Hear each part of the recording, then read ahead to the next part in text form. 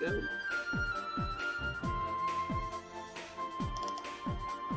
And now we have SuperViperT302 with Super Mario Galaxy 2. This is going to be such a great run. Thank you. So, hello everybody. As they just said, I am SuperViperT302. This is Space Mario the Second.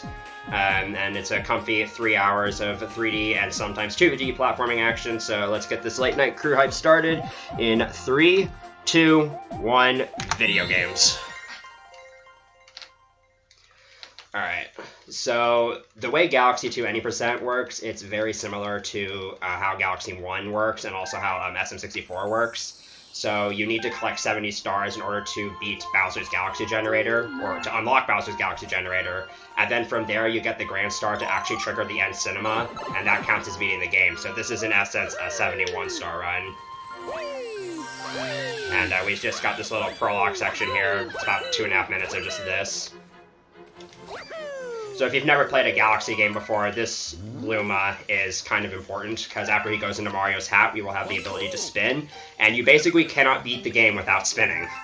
It is a requirement in pretty much every single level. So coming up, we have one of the first tricks of the run. It's not super significant or anything, but it does look pretty cool for being something within the first minute of the game. Nice.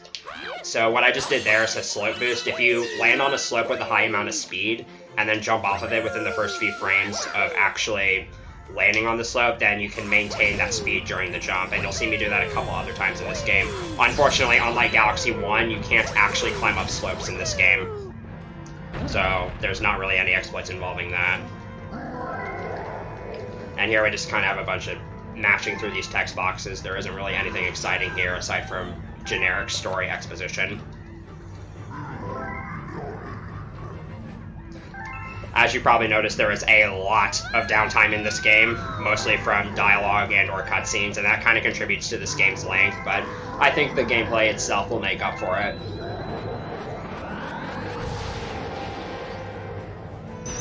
So, coming up, there is potential for me to get a text skip. I'm not really going to be, like, going for it, but if I happen to get it, that'll be pretty cool.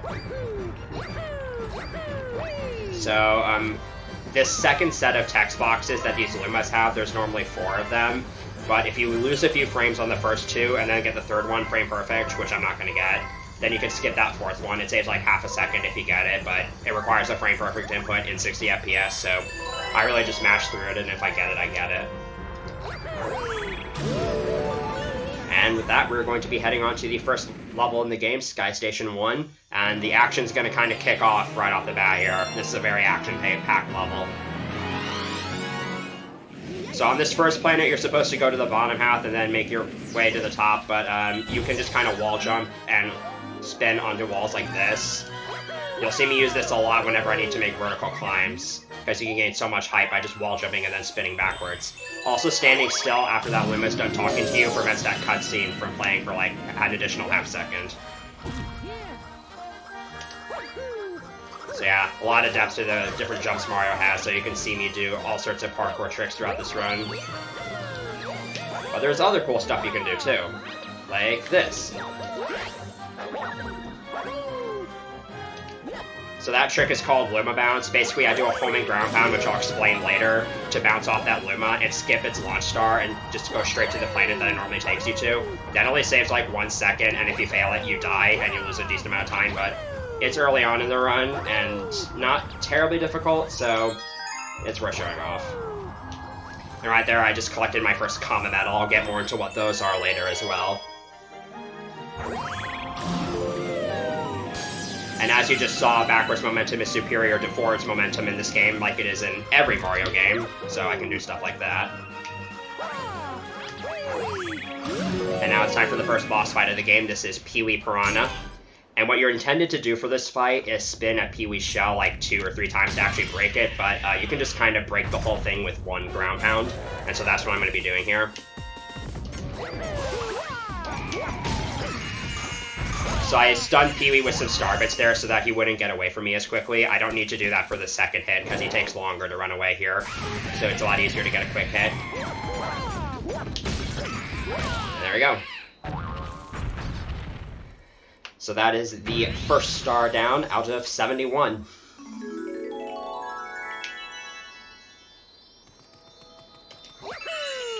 So something I should probably mention that thankfully did not happen is that you can actually soft lock that fight. And if it were to happen on that star, I would have had to reset the run. So I played it. Basically, if you shoot Pee-wee with star bits right before a cutscene starts, and the cutscene never starts, and you're unable to interact with him in any way. So throughout most of the early portion of this game, there's just going to be a bunch of minor exposition, and most of it's going to be from this fat purple idiot called Lubba. He's not that bad of a guy. He has a good sense of humor, but he stops us in our tracks way too much, especially in the early game, to tell us about useless crap that we don't care about.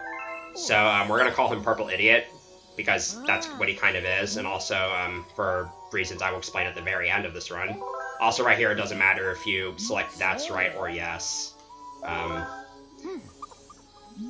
Yeah, I'm just skimming through these text boxes. Thankfully in this game you can scroll through text boxes quicker by just holding A.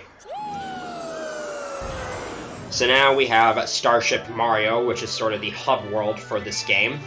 And whenever we're on Starship Mario, which we will always go to this level after every star, our goal is to just get to that yellow button that will take us to the world map, which is how we get from galaxy to galaxy, and therefore get more stars. Also, after those text boxes played, I held down so that Mario faced the camera. Whenever you're right next to the button like that, it's actually faster to have Mario backflip to the button. And even if he's not facing the camera, it's faster to turn him around and then backflip to the button, so you'll see me do that.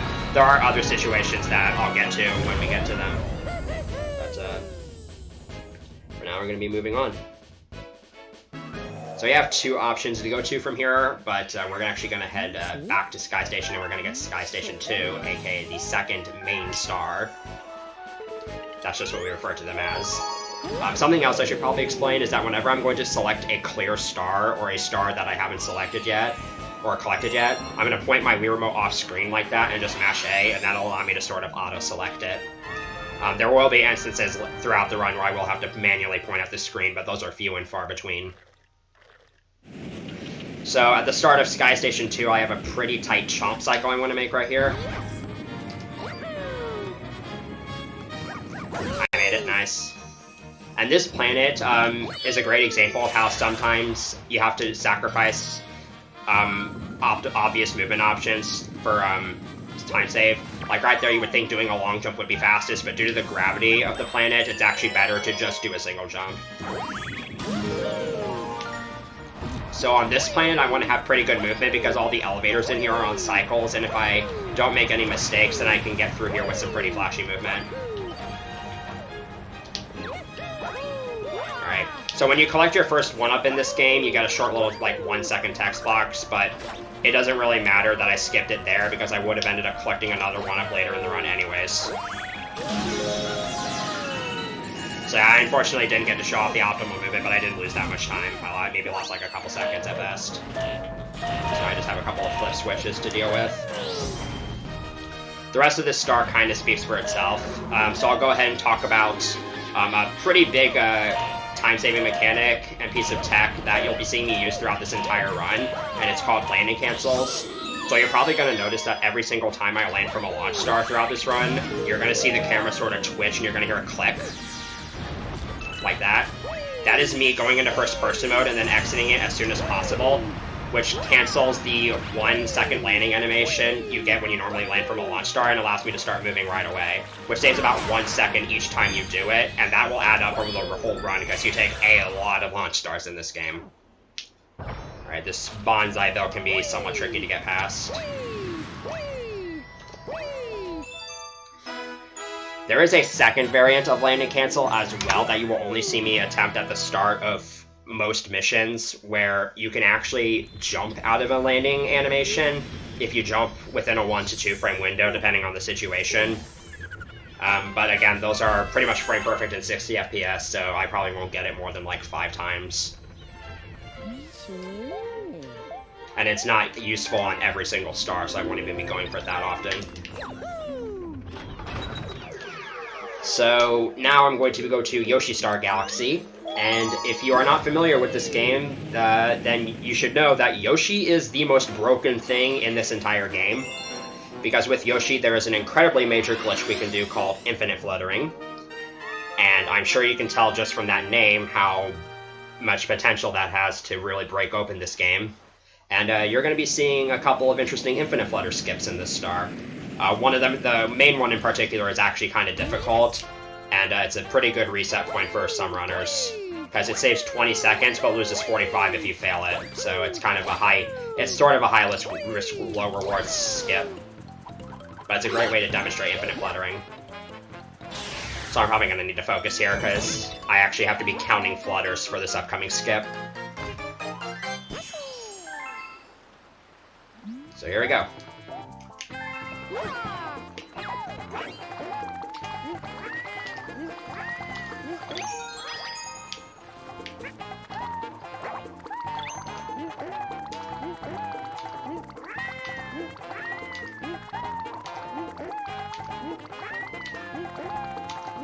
Alright, got the skip first try.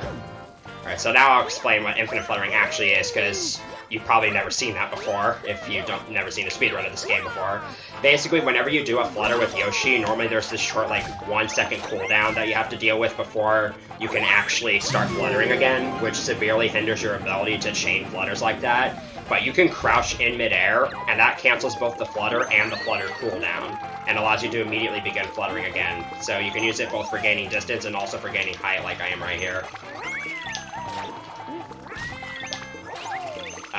There's plenty of other nuances that I'll get to later in the run, but one thing I should probably talk about right now is that there is a limit to how long you can infinite flutter for, because as you saw for that skip I was doing, I actually dismounted off of Yoshi at the very end, and that's because you can only be in the air at that speed for about 10 seconds before you lose all of your momentum, and you're only able to flutter to a very slow crawl, which is obviously not something you want to have happen. So there are two ways you can extend that. One is by bouncing off of an enemy or object, which I did by landing on that berry and then pressing B so that Yoshi had his tongue out and therefore couldn't eat it, and then also dismounting off of Yoshi at the end of flutters. Because when you dismount off of Yoshi in this game, you maintain all the momentum you had going into the dismount, and sometimes that can give you just enough extra distance to make it to where you want to go. And as you can probably guess, pretty much any time I get on Yoshi, I'm going to do some kind of infinite flutter somewhere, probably. And they vary in terms of how much time they save, but this is probably one of the biggest infinite flutter skips, if not the biggest infinite flutter skip in the run.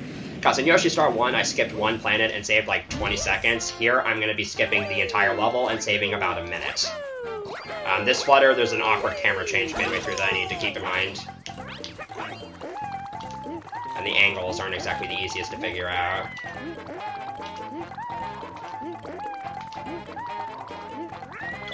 Nice. So yeah, that infinite flutter saves a lot of time, because it just allows me to go straight to the boss planet.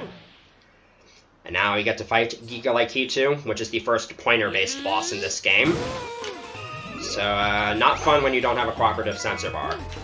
But thankfully I do, so we don't have to worry too much about that. I'm gonna wait for him to start an animation here, and then I'm gonna go down here and get this checkpoint for safety. And here I'm going to do a completely useless glitch. If you uncrouch and spin on the same frame, you get this weird sliding state that is completely useless, but it looks so cool.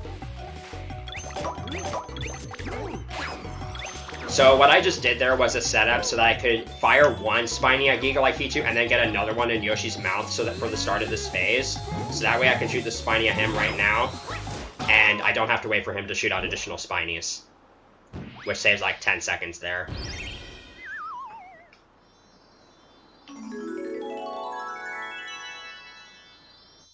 And that's Yoshi Star 2.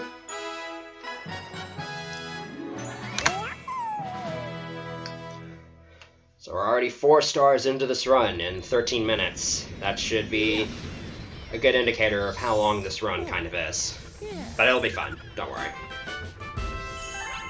And our options for routing in this game are pretty limited when we start out, but as I get further into the game, it'll start to open up a lot more, and I'll have a lot more options as to what stars I can get. But for the first couple of worlds, it's going to be pretty guided. So here is Spin Dig Galaxy, where we're introduced to the first of the actual power-ups in this game. This power-up is new to Galaxy 2, and that is the Spin Drill, where you can dig through planets and end up on the other side of them if they have dirt in them. So you're supposed to use the Spin Drill on a bunch of different planets in this level, but I like to say this is the level where Nintendo forgot that Mario can jump in this game, which is the case for a lot of sequence breaks in this game. So for example, you're supposed to use a Spin Drill here, but instead you can just kind of triple jump and barely make it up, and that saves a lot of time. And here I'm going to utilize another homing ground pound, this time just to gain some momentum. So a homing ground pound is basically a spin followed by a ground pound that'll home in onto the nearest item or NPC, like that. And that's what I did for Luma Bounce in Sky Station 1. And when you do it off of an item like that and bounce off of something and get horizontal or sideways/backwards momentum, you can get a lot of speed. Here I'm going to do a little sequence break where I jump backwards into the corner of that pillar, kind of clips me inside of it, and saves a couple seconds of walking. This next planet is kind of self-explanatory, and there's nothing exciting happening here. So one thing you've probably noticed throughout this run is that I'm avoiding coins whenever I can and shooting out star bits whenever I have them in my inventory. And that's because whenever you finish a star, if you have either coins or star bits in your inventory, there's these short 1-second text boxes that count them down after the star, and I want to minimize the amount of time I get those. And I have another place where I'm going to be getting my star bits from for this run, so don't worry. So there's a funny little sequence break. You can skip talking to Captain Toad there by just shooting him in the face.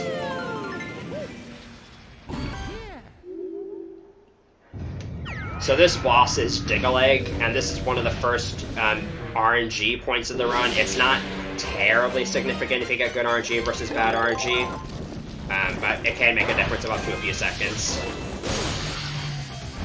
So on these second and third phases, I'm going to kind of press up against him like this, and I want him to actually jump on top of me, like that. And that'll cause him to jump straight to the other side of the planet like that, and now he's going to immediately become vulnerable.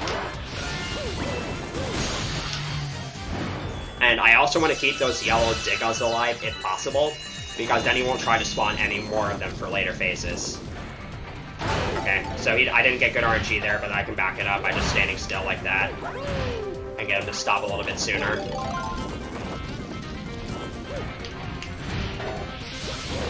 So that second phase wasn't very good, but at least I got to show off what happens when you do get good RNG.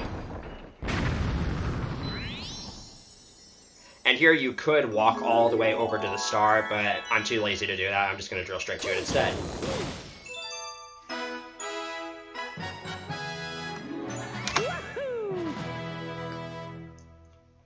So this will be the first of a number of stars in this run where the purple idiot is actually going to bring us down to the bottom of the starship. We usually get brought down here whenever there's NPCs that are unlocked that we can interact with. For the most part, NPCs do absolutely nothing to allow us to make progress in this game. So anytime we're down here, we're just going to have the same agenda as we always do, which is just get back to the yellow button and ditch this idiot as soon as possible.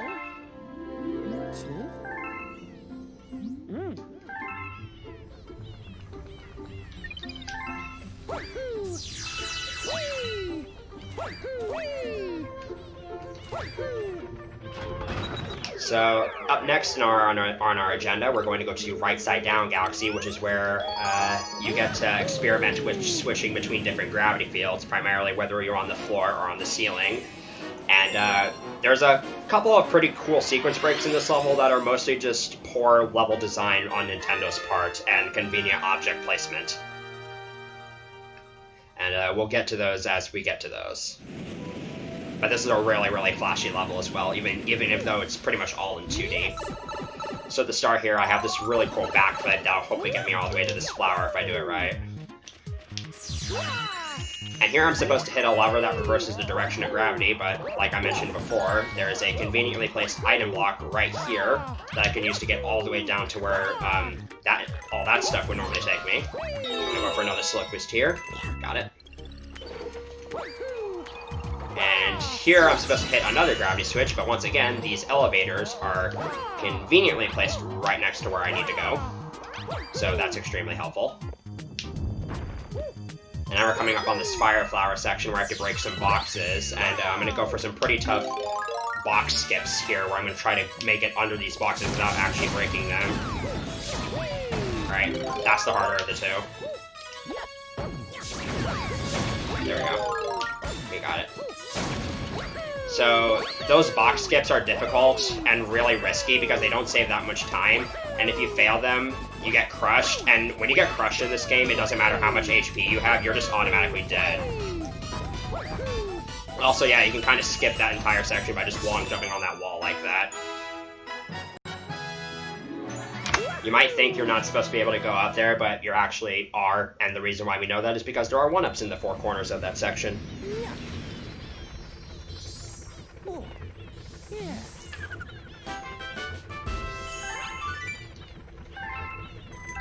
So that text box that counted down those 11 coins, that's what I'm trying to minimize throughout this run. I'm going to be doing the same with star bits. So I'm actually re-entering right side down in order to get its secret star or hidden star. And since that's a secret star, I have to actually manually point it right side down 1 to reselect it. But I can skip the level intro cutscenes since I've already seen them, which is very useful. So I'm going to go for a cool little momentum pipe jump to get into this pipe here.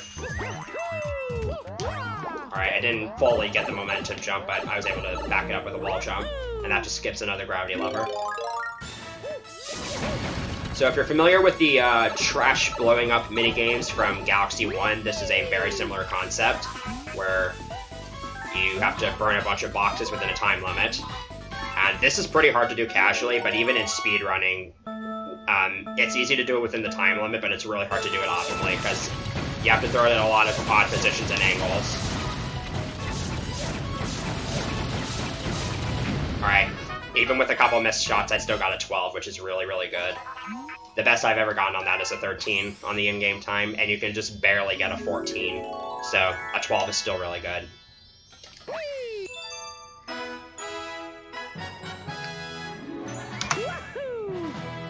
And that's it for right side down. So after this star, now that we have 7 stars, the purple idiot is going to introduce a pretty important character to us. You want to keep him in mind for later. So this Toad that Lubba's about to introduce to us, he's going to be useful for us in about a little under 20 minutes. So just remember him. But for now, we're going to move on to Fluffy Bluff Galaxy.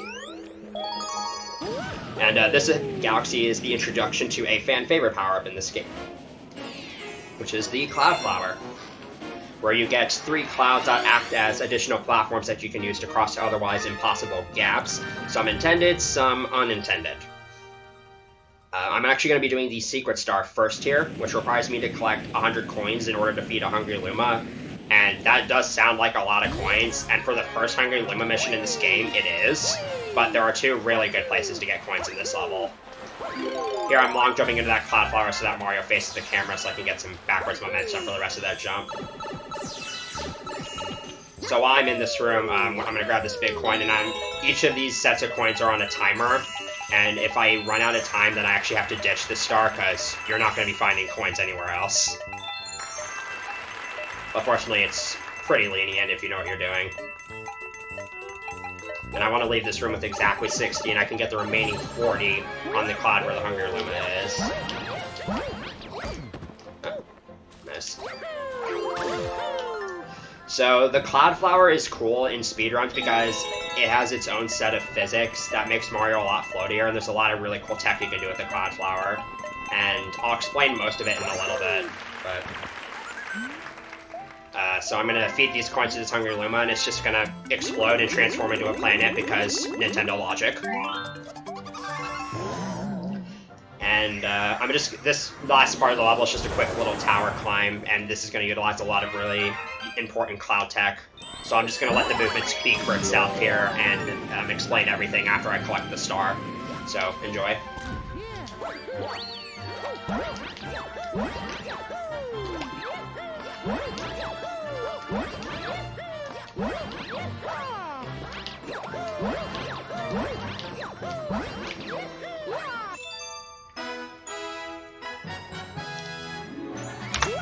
So the big piece of cloud tech in this game is crouch canceling. You can cancel a lot of animations in this game by crouching while you're on the ground, and making a cloud is no exception. And that not only does that allow you to move immediately after making a cloud, but it also allows you to utilize the upwards bounce that a cloud does when you make one. Because moving platforms actually gives Mario's jumps inertia in this game. So if a platform's moving upwards and Mario jumps while he's standing on it, he will gain more height from his jump. And that's how I was able to get a bunch of those boosted jumps. Another really cool piece of cloud tech is that when you long jump from the center of a cloud, as Cloud Mario, and you're floating over an abyss, you actually gain a ton of horizontal speed and distance. And I'm going to use that here for a really big skip. So you're not supposed to go up here in this star, but I'm glad we can, because there's kind of just isn't a death plane here. And with a couple of well-placed clouds, we can go right to the last planet of this entire level. And this is also going to be a galaxy where I'm skipping the Comma Battle because it's just too far out of the way. So these are cloud-boosted long jumps. They're basically taking advantage of that inertia moving platform mechanic I just talked about, where I make a cloud while I'm grounded and then long jump immediately after making it, and I just get a lot of additional height and distance with my long jumps.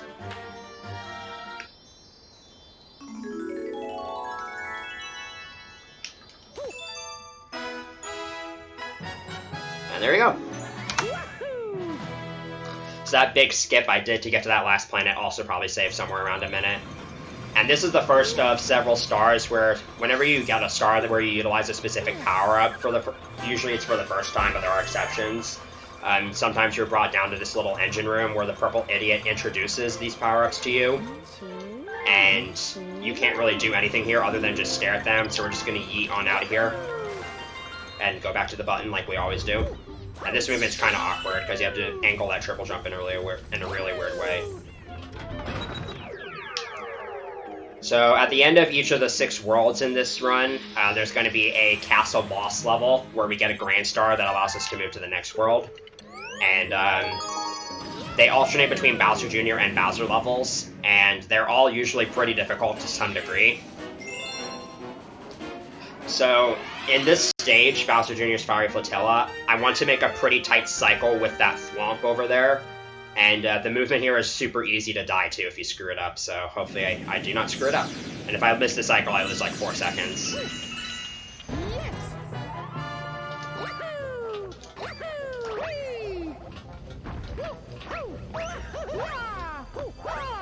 Alright, we should be good. Nice. So I can just kind of get up here, and this boss planet has a huge gravity field for whatever reason, so we can just kind of do this. Now it's time for the fight against Gobblegut, which is a giant dragon. And how this fight's supposed to go normally is you let him dig his face into the ground, and then you attack the bellyache bulges as they pass by. But you can actually attack the bellyache bulges while they're in the air. And with this strat I'm doing, you basically want nothing to go wrong, because backing up missing hits with the strategy I'm doing is pretty much impossible. So hopefully everything just goes smoothly. So for this first phase, I'm going to get hits 5, 6, and 1 in order. Right from this very first long jump, it's hard.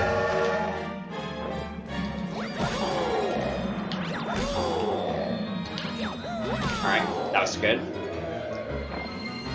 And now on the second phase, I'm going to run straight down and in a straight line, because that'll make Gobblegut follow me, and he'll get close enough to the planet to where I can turn around right here and just get like these last 3 bulges back to back.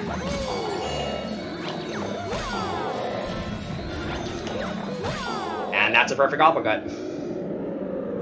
So yeah, I just made that fight look way easier than it actually is. That fight takes a lot of time to learn, and it takes a very long time to get down. And the best part is, in any percent, you actually have to do that fight twice. But that's Grand Star 1, so that is the end of the World 1 segment.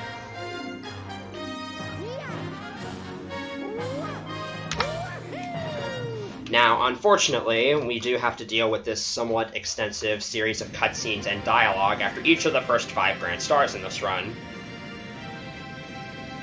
So I guess now I can probably talk about something you've probably noticed already if you've been really astute.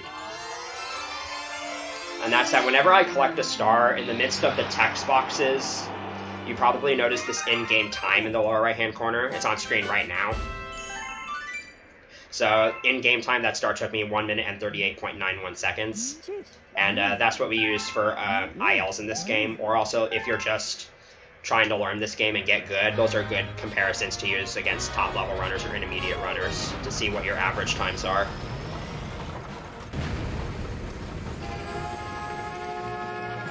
And with that, it's on to the second world out of 6, with 10 of the 71 required stars.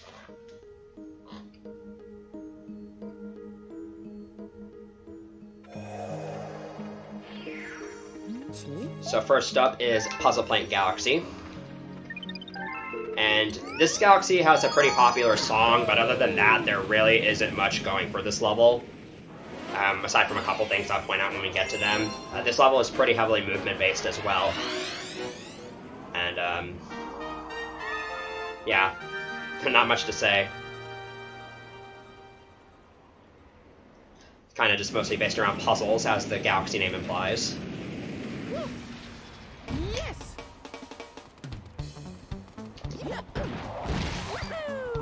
So on this next planet, I'm going to skip going to the bottom half of the planet by just backflipping to the launch star. This would be a good time to talk about spin heights. So as I'm doing this backflip and spin here, I'm actually going to be holding A, because that gives Mario slightly more height with the spins.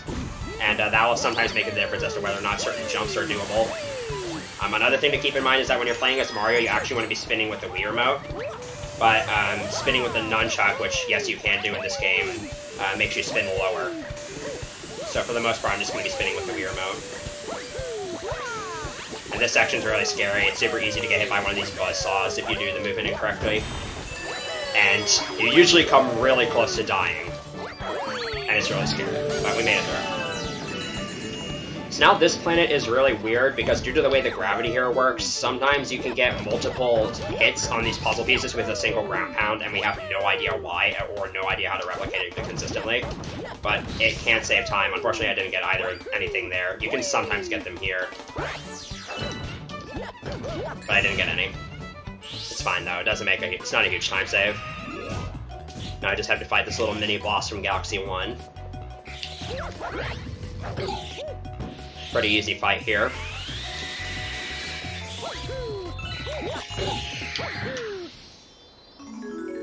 And that's Puzzle Plank.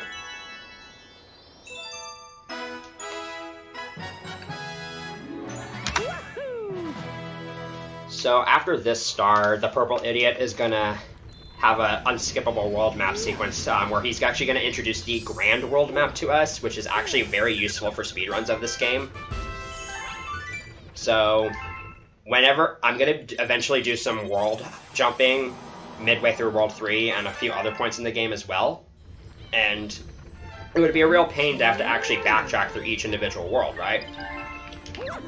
Well, the developers thought of that, thankfully, and came up with this idea called the grand world map, where you can actually navigate from world to world instead of just between individual galaxies.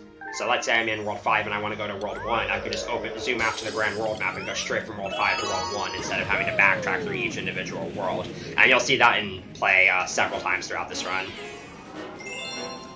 So now we're in Hightail Falls Galaxy, where we get our first Yoshi exclusive power-up, the Dash Pepper, which makes Yoshi run really, really fast, and for some reason he can run up really steep walls, because again, Nintendo logic. And this power-up's effect actually persists between launch stars. It's one of the few power-ups that does this.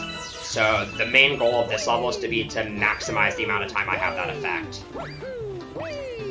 I'm also going to be collecting star bits in this level because you can't shoot out star bits while you're on Yoshi, so they're kind of unavoidable, so might as well grab them.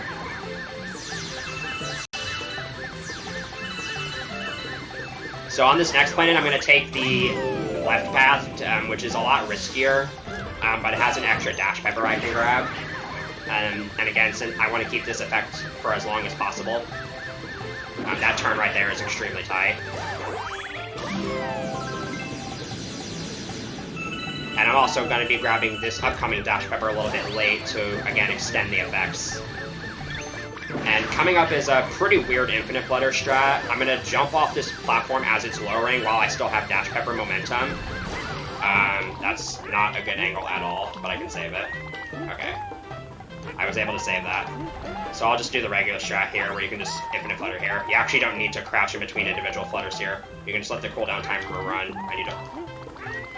Okay. So that cost a few seconds, but I was able to back that up really nicely. I'm gonna spin here to make grabbing that combo meta a little bit easier. And don't blink. Zoom!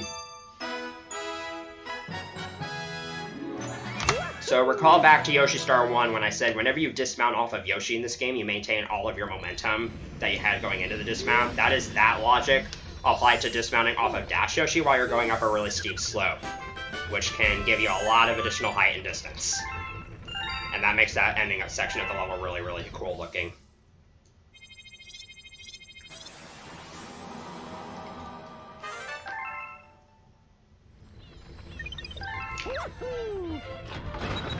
So now we're gonna head to Cosmic Cove, which is a bit more of a relaxing stage that doesn't have a whole lot going for it. Most of what makes this level interesting in this run is actually its routing. I'm gonna be doing both the first main star and the secret star here, but the routing here is not gonna quite be what you'd expect. So during this star, I'm gonna need to collect 15 coins to defeat a Hungry Luma. So at the start here, I'm going to make a quick little detour to get this Koopa Shell and also to get these Star Bits. So I need these Star Bits in order to kill these Snoodles, because when you kill the Snoodles after shooting a Star Bit at them, for some reason they give you coins instead of Star Bits, and I'm going to want to do that twice in this route. So if you've ever watched speedruns of Galaxy 1, you probably know that you can just spam spins underwater to go fast in that game. You can't actually do that in this game because they added a cooldown between underwater spins. So using the shell is actually better in most circumstances, and it requires significantly less exercise, so it's a win-win. Surface swimming technically exists in this game, but is not useful. And also with the shell, you can do some pretty cool jumps out of the water like you're about to see here. And something you might not know is you can press Z to stop the shell while you're underwater. Oh, okay, I somehow didn't make it up. So because of the positions of everything in this level, it's actually better to go ahead and hit that switch to freeze the lake, and then feed this Hungry Luma. And I'm actually not going to be taking its launch star right away. I'm actually going to be saving that for the next time I enter Cosmic Cove, and I'm just going to go ahead and get Cosmic Cove 1. Again, just because of the way everything's placed in this level, it's actually better routing-wise to do this.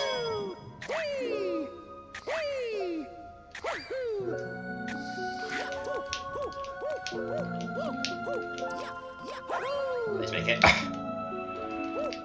Okay, I was able to back that up. So that was kind of slow.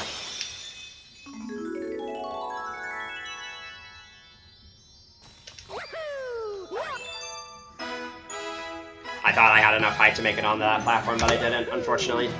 So I lost a decent amount of time there. So this is a pretty important part of the run, because I have to not only remember to do something important, but my sense of bar needs to be cooperative here, and usually it is, so I don't have to worry too much about that.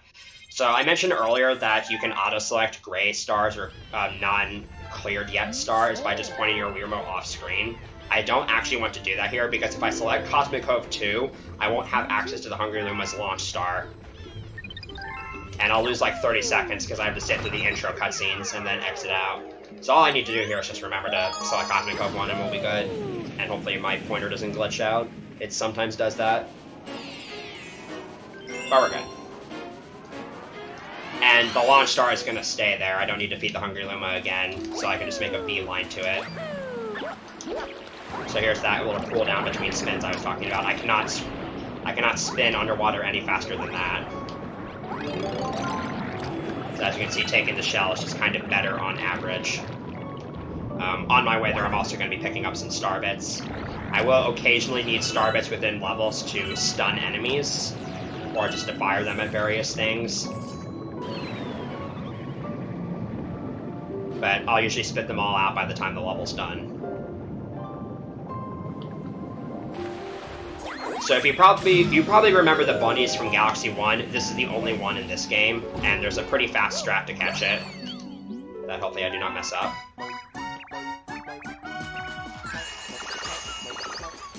Okay, that was a little bit sketchy, but I still got it.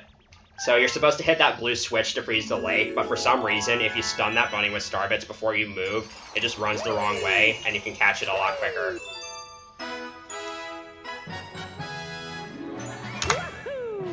So that saves a decent amount of time. So remember that toad I told you to keep in mind for later on in the run? This is where he is going to be important. So that green toad is what's known as the bank toad. And what this toad does is you can deposit star bits into it in one save file and then withdraw them in another, making this sort of a New Game Plus kind of run. And this is the standard for SMG2 speedrunning because now I don't have to collect star bits in any levels in order to unlock Hungry Luma Galaxies.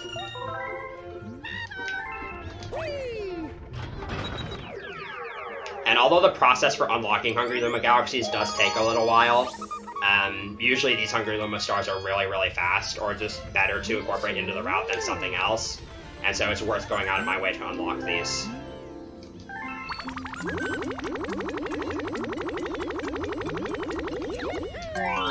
And the same thing goes for some stages that have common medals that require going out of the way. I can ultimately save time by spending a few seconds getting those common medals because the common stars are really fast. So here we're going to go to Honey Bloom, and I'm actually going to be getting both stars here, one of which is the shortest star in this run, and the other is a bit longer than that. So there's a secret star literally right at the beginning of this level. This takes under 20 seconds to get in-game time, and it's not a very hard star to execute. So once again, I'm just going to kind of let the movement speak for itself.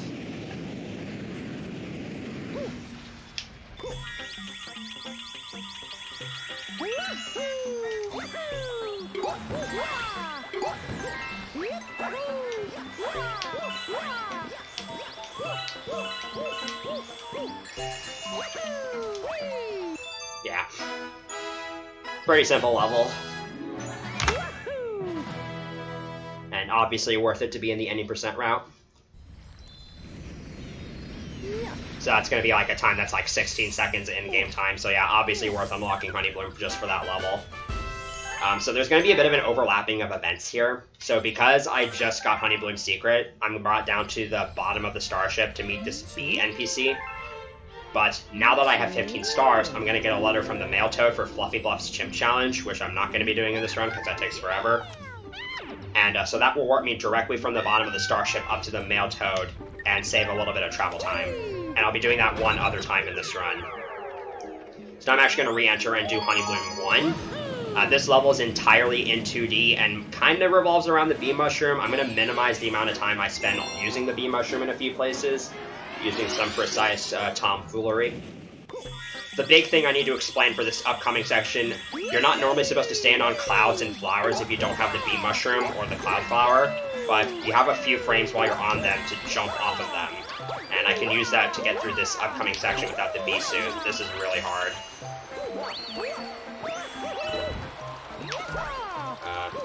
Okay, that's fine.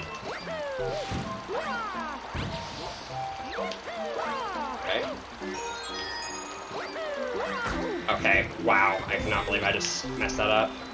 I think I spun a little bit too early there. I'll try that again. This jump is actually pretty precise.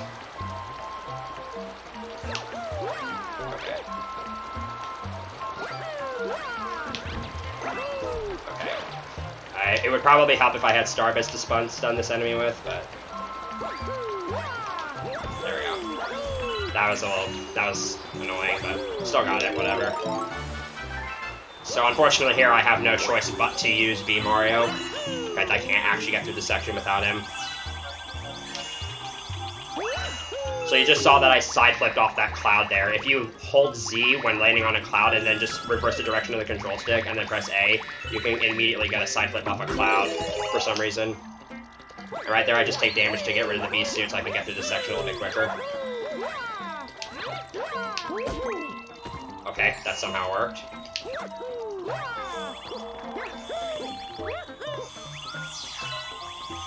So this last part of the level is just going to be me flying around with the bee suit. Nothing too much to talk about. So I should actually probably explain why this level is in the route, because it didn't actually used to be. So originally, we did Supermassive 1 in World 4, but doing this star instead, technically this star is slower in terms of in-game time, but you can skip the level intro cutscenes, and also not doing Supermassive 1 allows for like 3 different events on the world map to either be skipped, which save about 5 seconds each, so ultimately this route ends up saving about 15 to 20 seconds if you can do it optimally.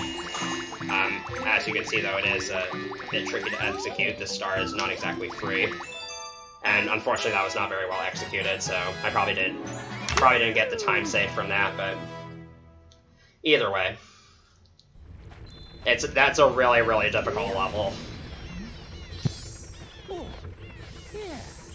Is now a good time for a couple donations? Yeah, go ahead. We have a $1 donation from Tempest Mask 1000. I'm putting this towards making my good pal, Focus Sight's Mega Man Extreme 2 runs Bid War. Put this dollar towards playing a Zero for the story revisit. If you guys want to see him do saber slashing action, I ask for a donation train towards his stories over X. Good luck with Super Mario Galaxy 2, SuperViperT302. Thank you. And we have a $10 donation from Cadence. I missed being able to go to Midwest Speed Fest, but I'm glad to see you guys are still going strong. Thank you so much for your donations. Okay, so this is Bowser's Lava Lair. There's a lot of really cool tech and sequence breaks that you can do in this level. For example, at the start here, I'm supposed to kill a Machikoopa to make a full star appear, but instead of doing that, I'm just going to long jump into the gravity field of this next planet. And similar thing here, I'm supposed to take the spring, but I can just use a side flip instead. And right here, I'm going to grab the life mushroom to give me 3 extra units of health. It does kind of waste some time to get this because of the animation in the text box, but this will ultimately net me time save, because I can take some additional damage for a skip at the end of this level, but it's really important from here on out that I don't go below 4 health, otherwise I'll lose the additional 3 health and I won't be able to get it back. So right here, I'm going to do a little sequence break. Okay. I'm going to skip having to fight the hammer by just lava boosting down here. I was really sketchy, but I still made it. So I'm turning the camera here to manipulate these swamps' movement. And what I'm going to do here is I'm going to double jump into this lava, and that'll allow me to store a triple jump to get this Kamehameha a little bit quicker. And I jump it off that Womp's head as it was rising upwards so that I would get some momentum from it, which is how I was able to get that much momentum. Now here comes the skip that I needed 4 HP for. So I can skip a couple of snake block auto scrollers by just kind of going over here, doing some lava boosting, and then long jumping across these statues.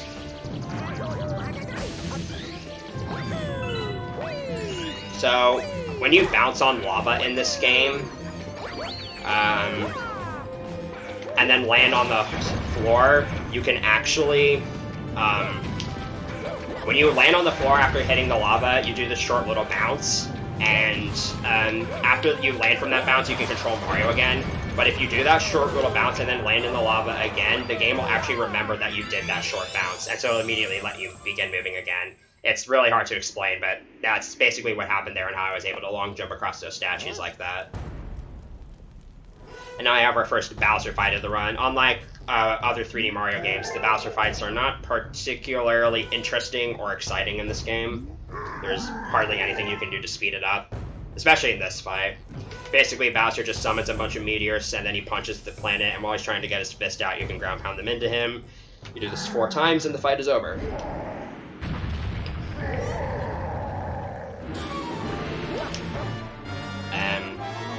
There's a couple things I can do to make the fight go by a little bit faster. I'm going to try to have Bowser punch as close to the meteors as possible without breaking them.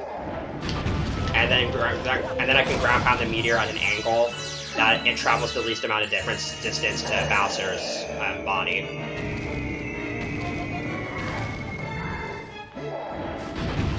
Alright, I thought that meteor was going to break, but thankfully it didn't, because I was able to get a pretty fast hit there.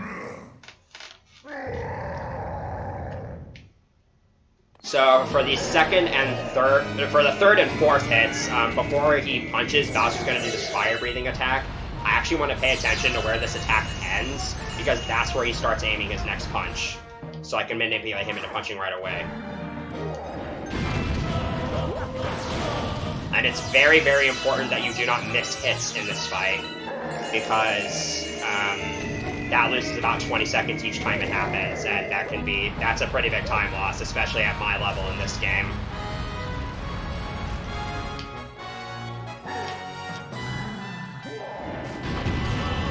Alright, that was a pretty good fight. Now I just kind of have to deal with a bunch of dialogue and cutscenes. So if you have any other donations you want to read or any plugs you want to make, now would be a good time to do that.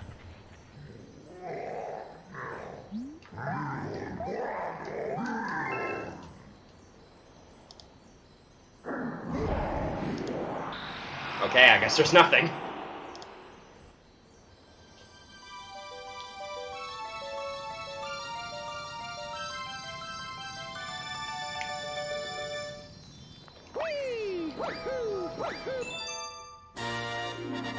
Well, we're done with World 2 now, so that's not quite a third of the way of the game done. We're a little under that, but we're getting there.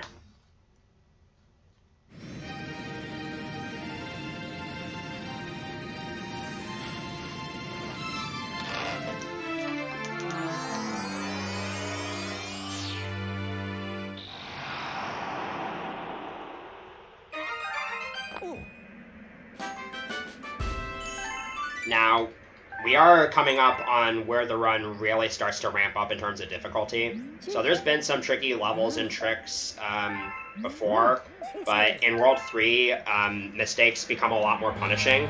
From this point onwards, deaths are usually like 30 seconds to a minute starting from this portion of the game. And the tricks are also going to become a lot harder simultaneously. And also this is where comets are going to start appearing. And again, I'll get into those once they actually start spawning. But at the start of the World 3 here, we have a little bit of a fork in the path, and we're actually going to take the bottom path first and go to Cloudy Court. And if you missed the Cloud Flower, we get to see all that cool tech again. There's two things I need to talk about for this level. One is the crushers at the very end of this level are on a cycle once I get close enough to them, and there's a comet medal inside of them. And if I play fast enough, I can actually make it through the crushers and get the comet medal without having to wait, and it's kind of tight. And you'll see that at the end of this level. The other thing to talk about is 4 cloud strats. So, coming up, I'm actually going to do a cloud-boosted long jump into this cloud flower here.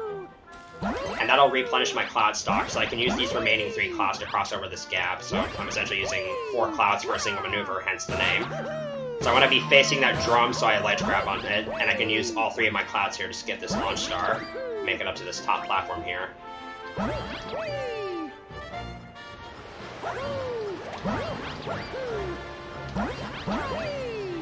we're going to head on to the 2D section of this level. So I'm going to climb this wall here using some clouds, and then I'm going to do another 4 cloud strat to get over this really high wall.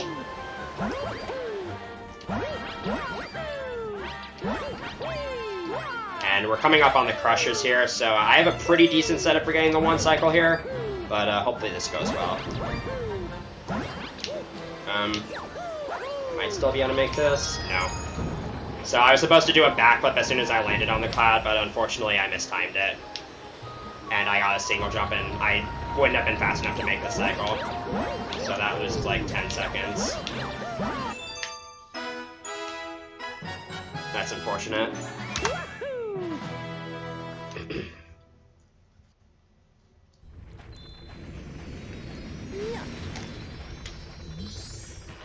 So now I'm gonna get a star where I get to have a little bit of fun with you guys in the chat, because I haven't done that so far. So this next star I'm gonna do is Freezy Flake Secret Star, which is our first chimp minigame, where that chimp guy you saw in Fluffy Bluff is gonna challenge us to beat a high score of his.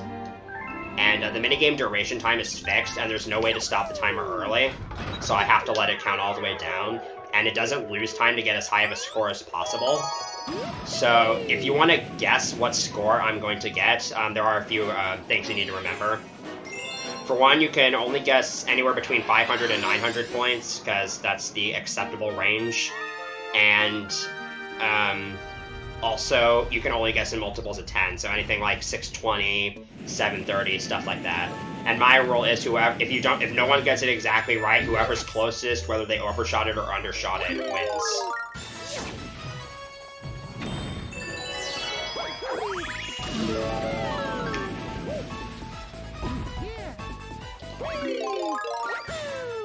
So the pipe to the minigame is just in this tree over here.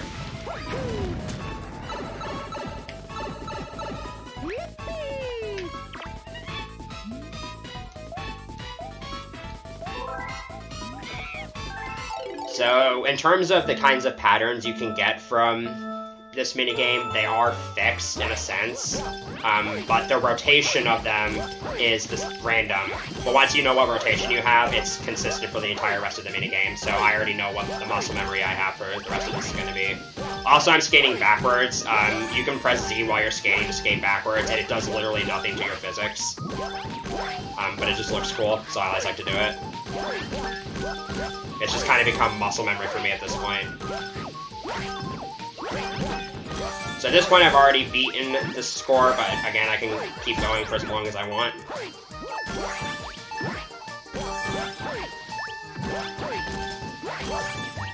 Oh, I could have gone for that gold one. Oh, whatever. 830 is still a pretty decent score. The world record, I think, is somewhere above 1,000, which is insane. Because the best I've ever gotten is like somewhere in the low 900s.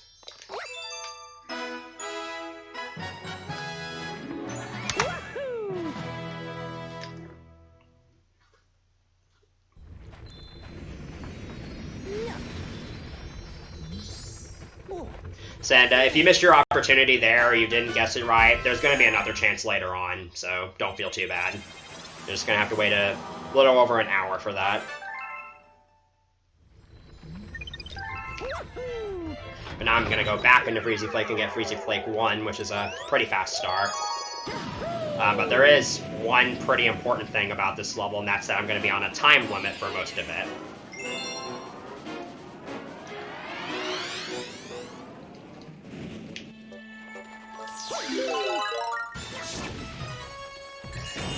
So, once I grab this Fire Flower, I am on a time limit, because I need to get all the way to the Common Medal in the next section before this Fire Flower runs out, and I have maybe 1 to 2 seconds of leeway. Fortunately, the movement isn't that hard.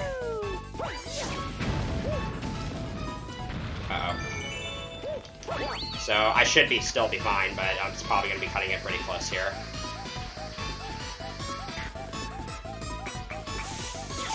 Okay, wow, I cannot believe I missed that. That's actually really bad.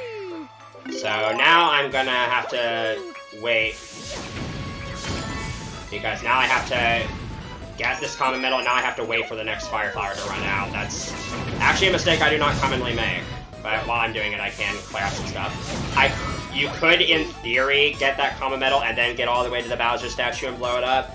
But there's not a whole lot of time for that. So I'm just gonna wait for that next one. And here I could skip pushing the snowball around and doing all this platforming by just long jumping behind the Bowser statue.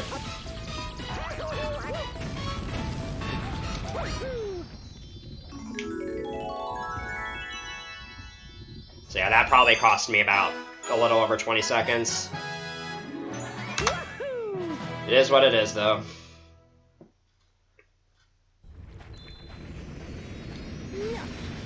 So now we're going to get a little bit of a visit from everyone's favorite green guy, Luigi. But we're only going to see him for like 5 seconds or something. So from this point onward, Luigi's going to start appearing at the start of various levels, and I can switch to playing as him for just that one level.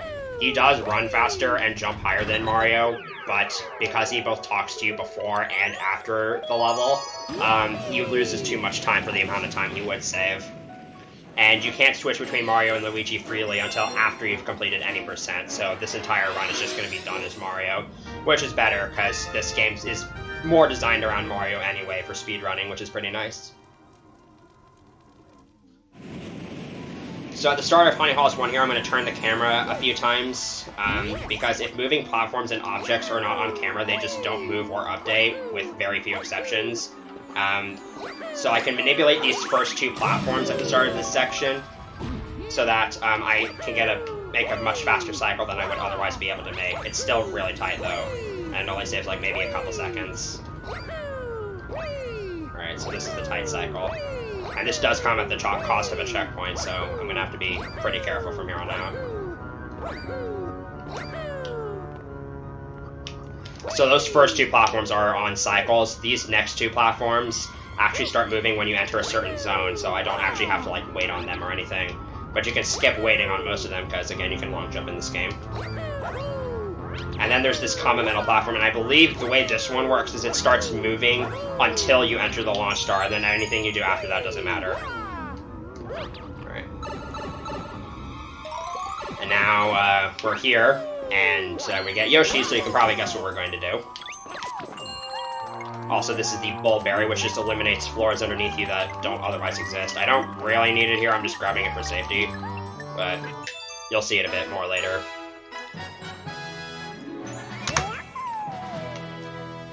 So something very important just happened, and that is that I got my 4th star from World 3, which means from this point onward, comets are now going to start appearing.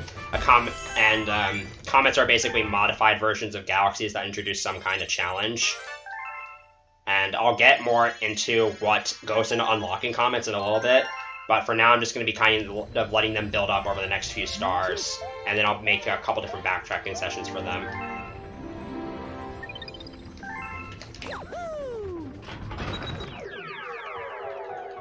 So now I'm going to do Honey Halls 2, where if you don't know much about Galaxy speedrunning, this is probably all you imagine this level to be.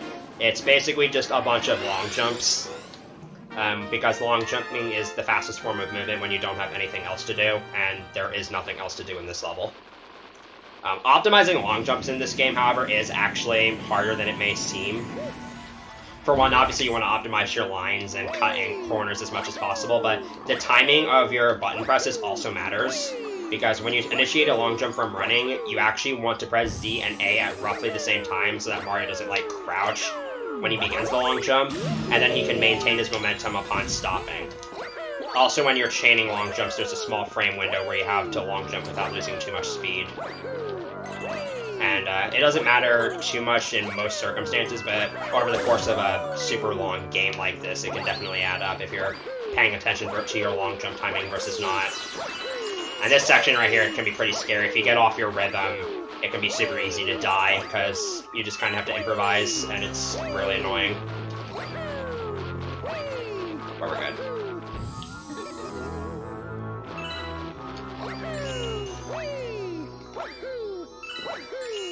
So pretty straightforward level, literally.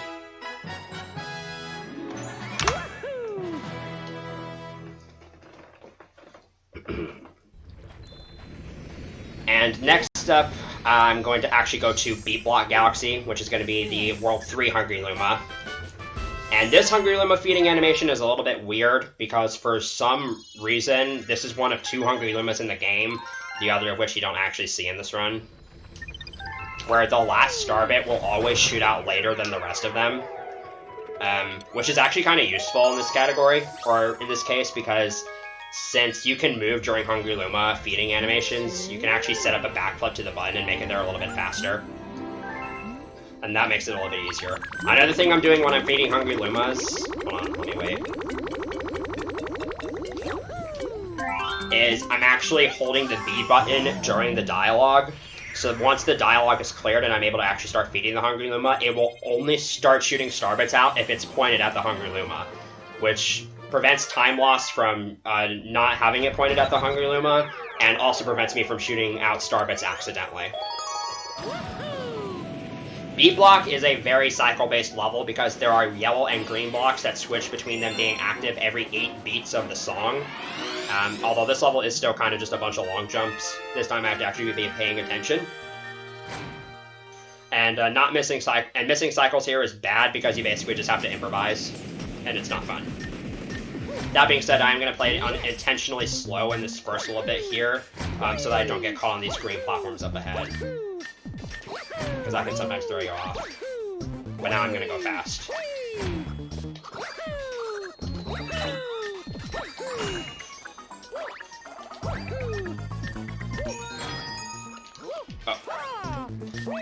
So I just missed a cycle, which is bad. So that's probably gonna cost me around 8 seconds. And I'm also gonna have to improvise.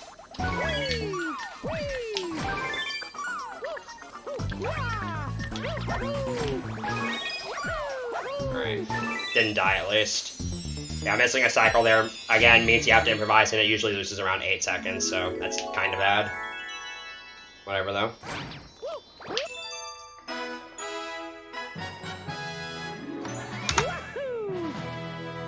So again, at this point, I'm just kind of letting comets build up within the first couple of worlds, and I'll be making a couple different backtracking sessions to them.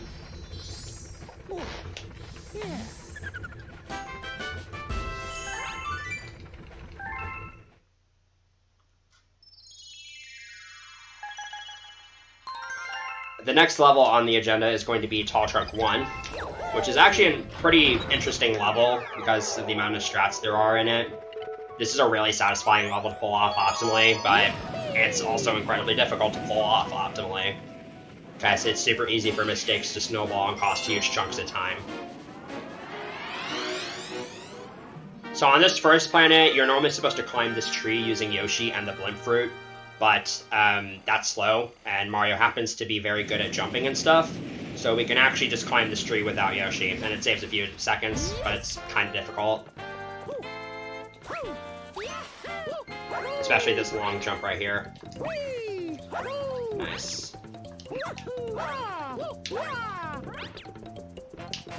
Alright. Side flipping is impossible in this game. Alright, that's good though. So no need for Yoshi there, but now we're gonna use our everyone's favorite horse to our advantage. And we know he's a horse because he lays eggs. This infinite flare to get this comet medal is a little bit awkward because it's straight backwards. And if you miss that comet medal and have to flutter forwards, you would lose your ability to flutter backwards. So you would have to grab the Blimp Flute and you would just lose a lot of time. And here I'm just going to grab all 5 of these starships in one fall. And I'm ditching Yoshi here because not only will it allow me to get to this launch star a little bit quicker, it'll also allow me to do this ground pound so I can fall all the way down here, and Yoshi will just be in his egg ready for me. Otherwise I'd have to wait.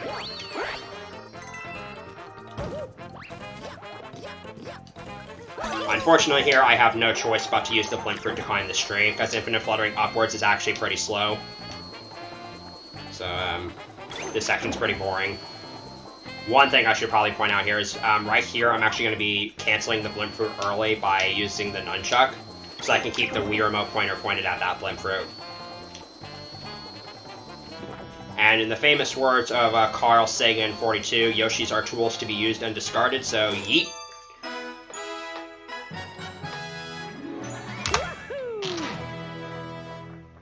It's probably worth noting that if I ever dump Yoshi in a pit, he doesn't actually die. He just transforms into an egg and eventually respawns somewhere else when he hits the death barrier. And even if I just leave him behind somewhere, Yoshis are immortal and they will live there forever. So don't ever think I'm killing Yoshi.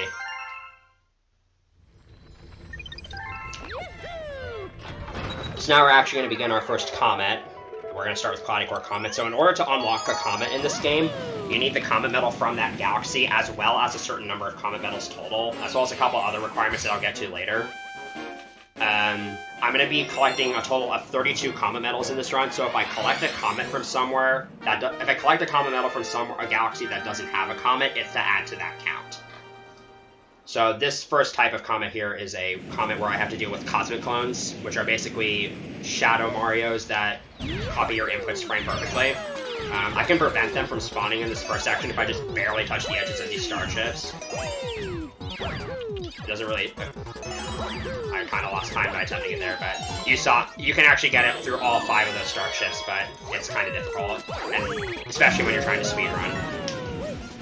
But now we're getting to this 2D section, which is where they can get pretty annoying, because if you mess up doing one of these wall jumps, they will also mess up the wall jump, so when you try to get up, they are all in your way, and it basically becomes impossible.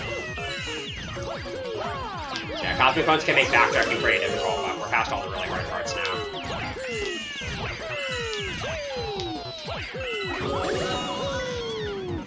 I'm gonna try to break these crystals before they even spawn. pretty straightforward level overall.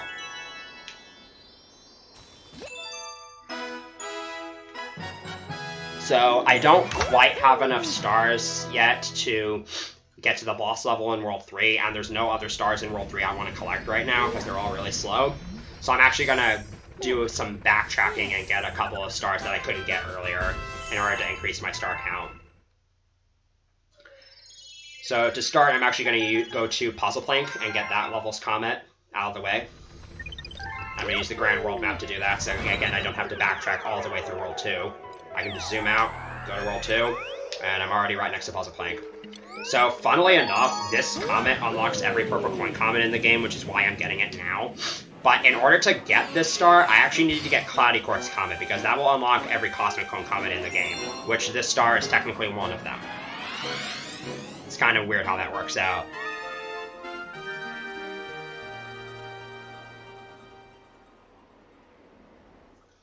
And this star is easier said than done, because collecting each of these groups of purple coins without stopping and without missing any can be quite challenging and requires some pretty precise lineups. And you're being chased by Cosmic Cones the entire time, which is really fun.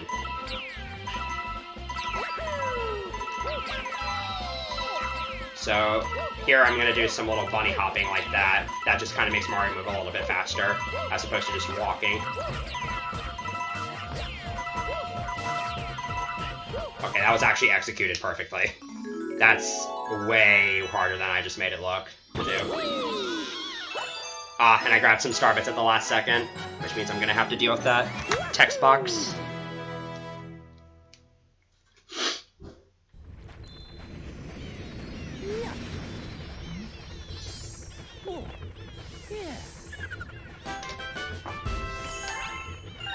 So that's the text box I'm trying to avoid by not getting any star bits.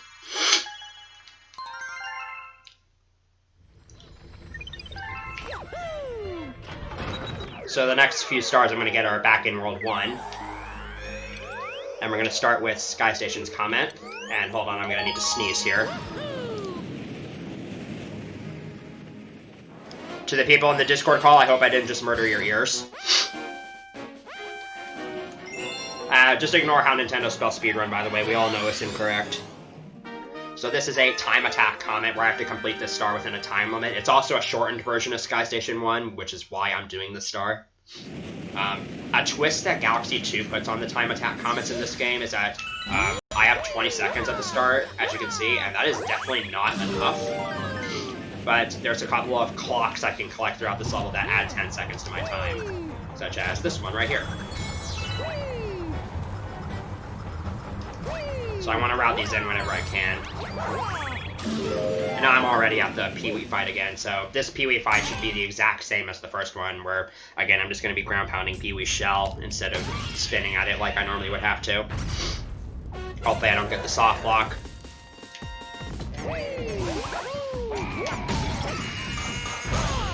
Okay, so sometimes you can get a really fast hit there, and which he doesn't bounce all the way. And so that actually saved me a little bit of time.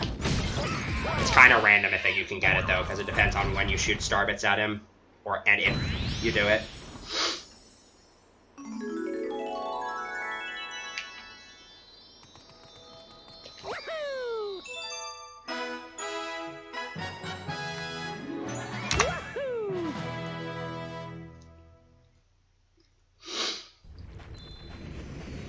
And the next star is actually going to be Yoshi Star's Comet, which introduces another new type of comet to the Galaxy franchise in Romp Comets. And I didn't get through that text box. So, when there's the Romp Comets, there's 4 of them in this game, and I'll be doing all 4 of them. Basically, you have to kill a certain number of enemies within a time limit. And there's usually some kind of gimmick to them. In this case, it's going to be killing them all with the Rainbow Star, which is just the Invincibility Star. And you can kill enemies by touching them. But the important thing about the Rainbow Star is that whenever you have it and you're running on the ground, Mario can sort of build up this P speed. And I want to stay at that P speed for as long as I can. And in order to do that, I have to not slow down, and I also have to not bump into any walls. This is a very, very tough star to do fast. Another thing to keep in mind is that off-screen shenanigans I talked about earlier. So if a Spiny dies but then goes off-camera before it finishes the death animation, the counter will not actually update until the Spiny dies off-camera, or on-camera. And so this catches a few players off guard sometimes, where they're at 29 out of 30 Spinies, and they have no idea what happened to the last one, when really all you have to do is just turn the camera around a few times. I didn't have to worry about it there. That was pretty good overall.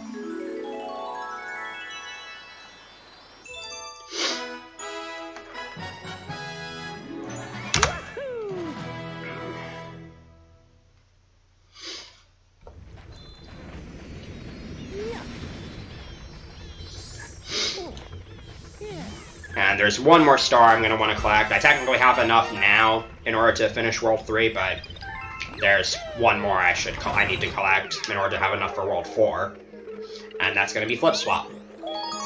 So I did not have 300 star bits earlier, which is why I'm getting this Hungry Luma now instead of earlier. And this galaxy looks pretty cool if it's done well. So this galaxy's gimmick is that it has these red and blue platforms that switch every time you spin. And as they switch, the platform sort of rises upwards, which means if you can get a jump off of them, you can get a ton of height added to your jump because of the whole moving platform inertia thing. And these are called super jumps in this level, and I'm going to be going for a total of 5 of them. It's somewhat easy to die to these if you don't have consistent setups. But this level should hopefully look really, really stylish. I think you'll really enjoy this one.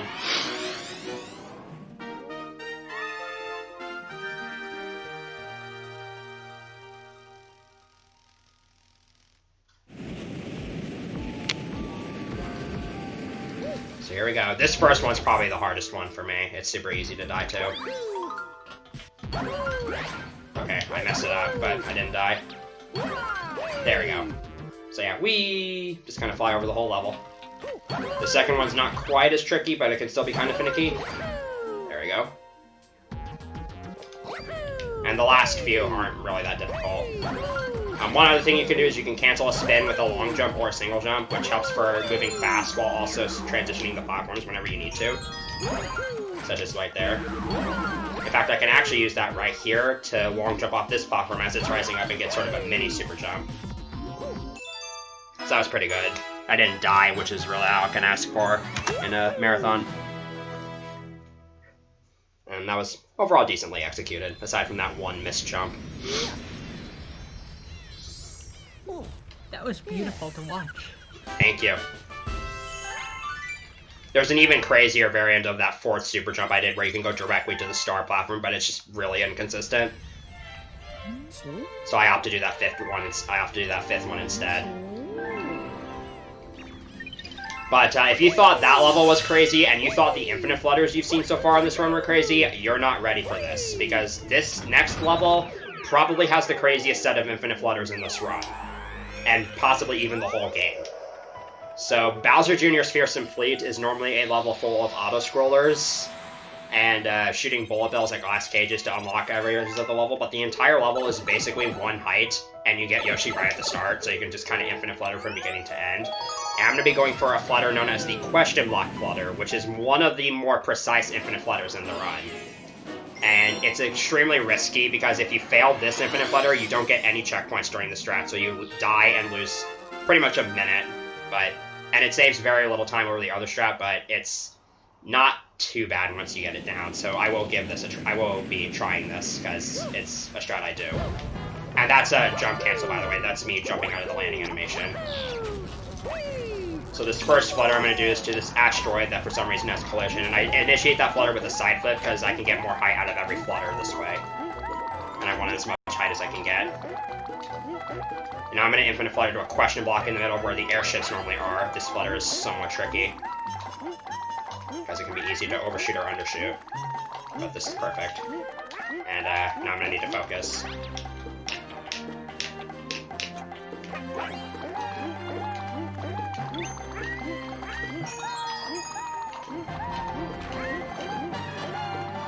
Alright, first try. You need a very precise angle in order to get that last flutter to work. And not only that, you have to go low enough to get underneath that structure and then high enough to dismount. It's very, very tricky, and it can take forever to set up that angle, but I got it really quickly, so I definitely netted time save from doing that. And now I get to fight Mega Hammer, which is a boss that's really fun if you don't have a pointer like it was for me at SGDQ that one time. But I'm at my home setup, so this should be fine. So I'm going to get on Yoshi and then back up at the start here. And that'll allow me to get these 2 Bull Bills and get a little bit of a fast hit here. Like that. I actually don't want to do that here because I want to cancel one of Mega Hammer's attacks. Which I'm going to do right here.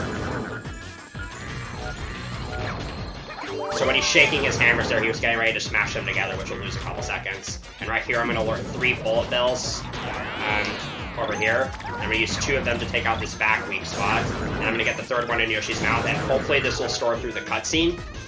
It's kind of random whether or not this works. And it did, so we're good.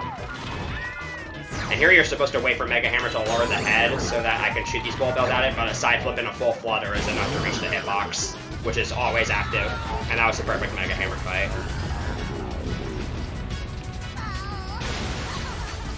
So yeah, this level is definitely a mid-game run-ender for sure, especially if you get really nervous, but it went well here. And this is the only Grand Star where Yoshi can be in the cutscene, and he's not going to be in it, because we need to go fast.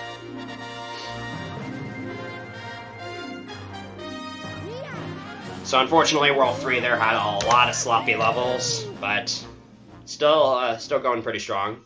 And we have to deal with these cinematics again, so now would probably be a good time for more donations and or plugging, if needed. Yep, so we are getting very, very close to $5,000. We're only $229 away. So get those donations in. And there's a variety of bid wars which are still open. SpongeBob, what language we play SpongeBob in. The file name for Super Mario RPG, which up to 8 characters, which only has $5 in it. Super Mario Maker 2 character bid war. Luigi, Mario, Toad, or Toadette. And the Mega Man Extreme 2. Are we going to play as 0 or as X? There are many, many, many bid wars that you can donate to, so get your donations in, because every donation goes to Able Gamers, which is a charity whose mission is to create opportunities that enable play in order to combat social isolation, foster inclusive communities, and improve the quality of life for people with disabilities. They accomplish this by helping make games more accessible, with assistance from their experts in cutting-edge technology.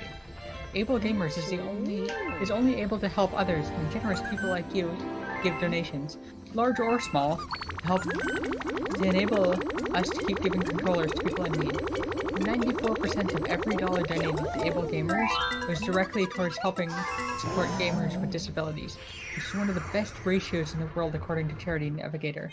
Donate, type Bang Donate. Get donations in.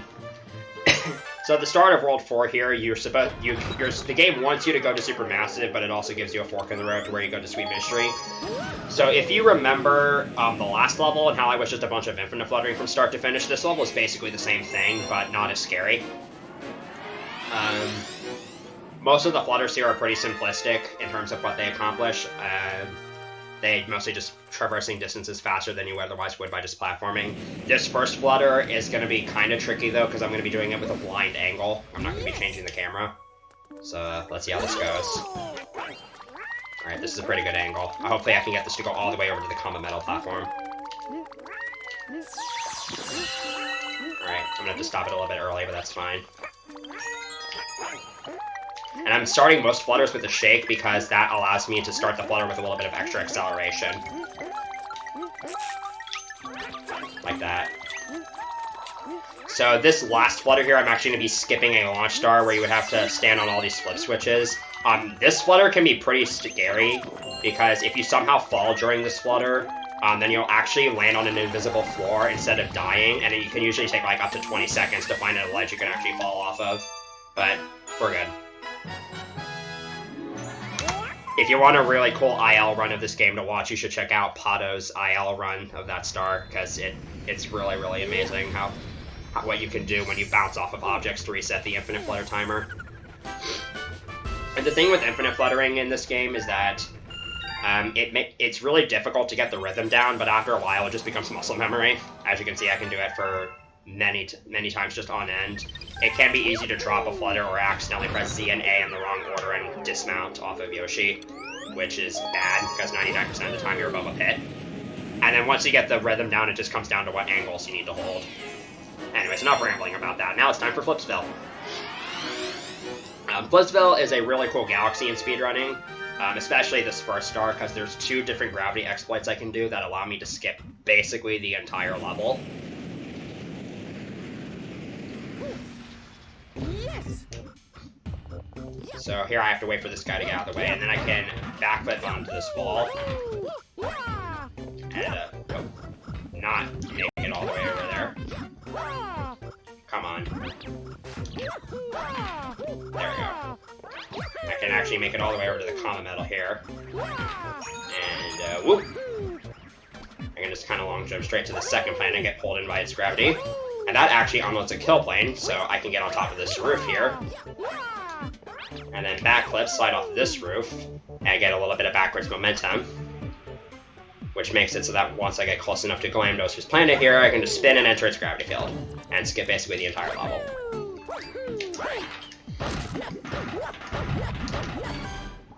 And now I get to fight Glamdozer, which is a pretty easy fight. If you know what you're doing, obviously. So Glamdozer's entire body is vulnerable, not just the target, so I can just kind of camp out underneath its chin and wait. And I have a visual cue for when to jump and when to ground pound. But yeah, that skip probably safe. There are other opportunities to skip planets in Flipsville 1, but that is the fastest route for this level, and it's pretty cool. It definitely saved like a minute overdoing the level as intended.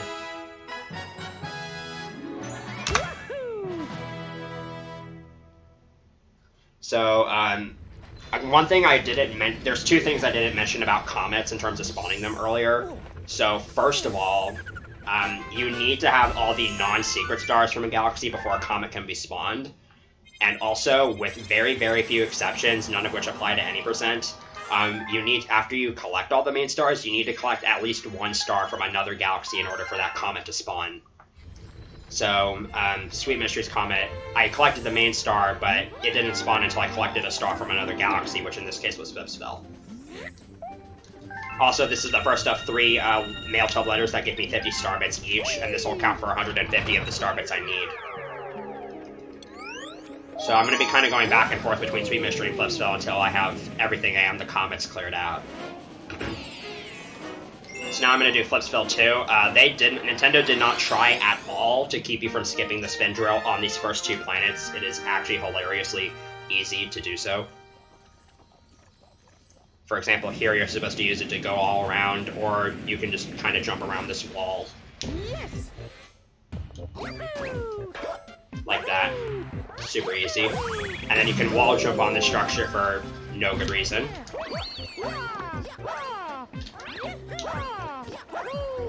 Like that.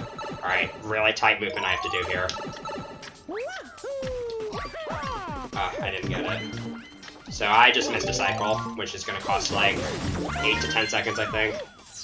That first room is the hardest part. So I can be going through here like 1 cycle faster than this.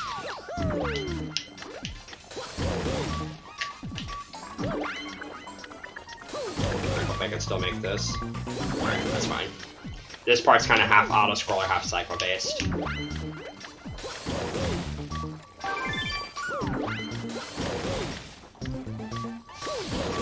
Alright, so after I get this silver star and the gravity switches, I'm actually going to kind of wait here before I drill. So I'm going to do, what I'm doing there is I'm manipulating the gravity to switch sooner after this cutscene ends. Because for whatever reason, that makes it so that when I drill in here, I can just grab the star automatically. I don't know why that works, but it does, and I can use it to my advantage there.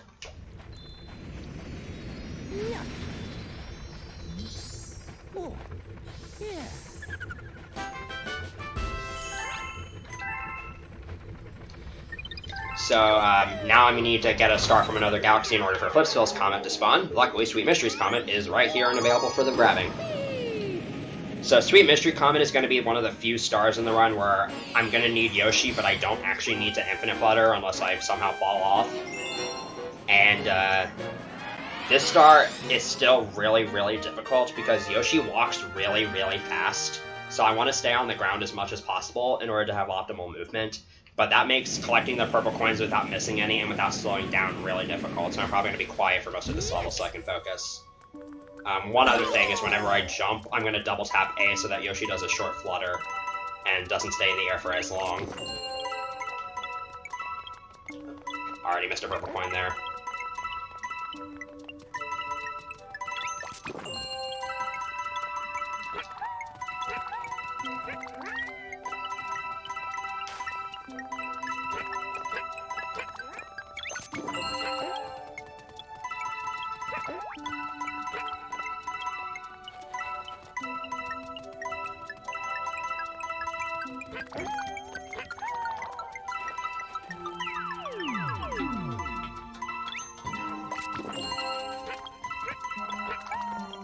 So if I go fast enough here, I can potentially catch a pretty fast cycle with this block right here. And I just missed a purple coin, so now I can't do it. Or you can actually get this leftmost purple coin before the block goes too far to the right, and then you don't have to wait for it to go back to the left, which can save about 3 to 4 seconds, but unfortunately I didn't make it. So as you can see, that star can be really tricky to get down. Definitely need to put a lot of practice into that. But if you thought that star looked difficult, this next star is arguably even worse.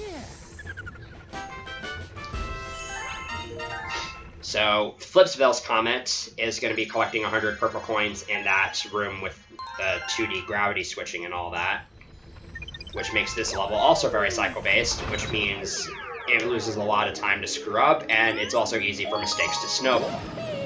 Another thing to keep in mind is that the drill is motion control based, and when you use the spin drill, there's a brief period where Mario's hitbox is ridiculously huge, so you can collect huge bunches of purple coins even if they're nowhere near him. And I'm going to be using this a lot throughout this star. So this first half is probably where I'm going to need to focus more. Once I get past like the first 50 coins, though, it shouldn't be too bad.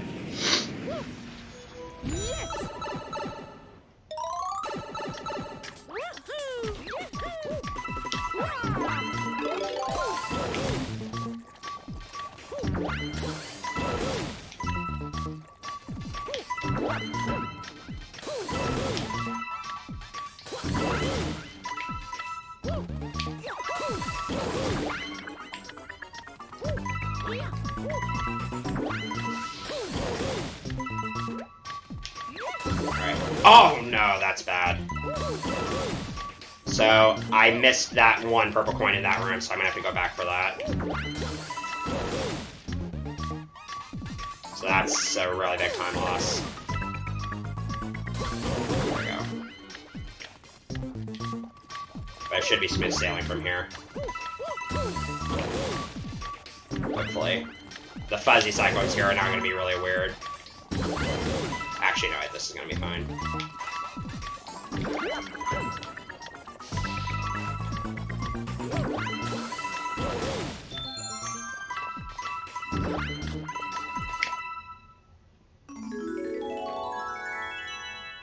So,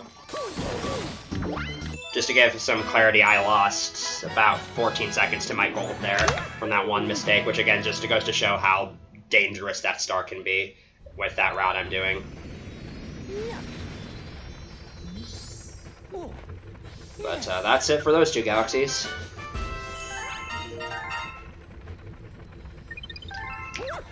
So we can finally say goodbye to Sweet Mystery and Flipsville and go back and forth between two completely different galaxies.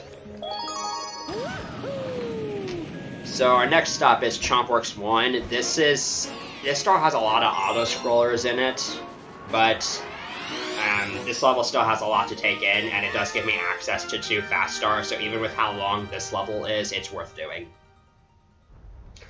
And this first planet, again, has a lot to take in. So you're not normally supposed to be able to run up this slope at the beginning, but if you run up the very edge of it, you are not affected by the slope's physics. Which means you can get up here a little bit faster. I gotta make this comet metal, and then I need to get to that platform and lower it before the chomps make it. I need to stun this Octuma, otherwise its coin will get in the way when I go through this launch star. I'm gonna actually long jump into the launch star because that prevents a landing stun on the next planet.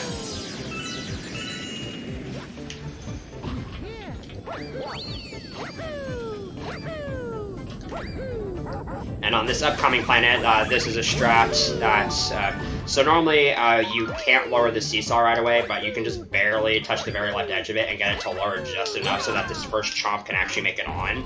Otherwise, this first chomp will break and you have to wait for a second one to get on. We actually didn't used to think that was possible, but it turns out it is.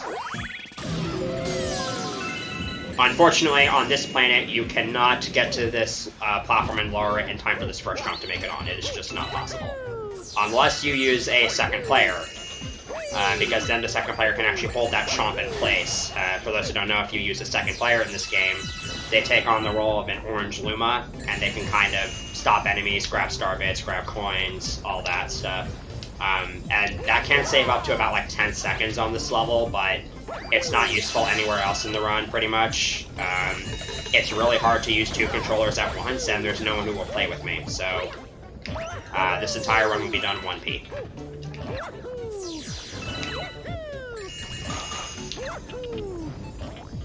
But yeah, this last planet's kind of just an auto-scroller. I was trying to get a really high backflip off that switch. You have to time it just right for it to work, though. So yeah, kind of a lot to take in with that level, but unfortunately it is kind of slow. But again, it gives me access to 2 other fast stars, so it's still worth it.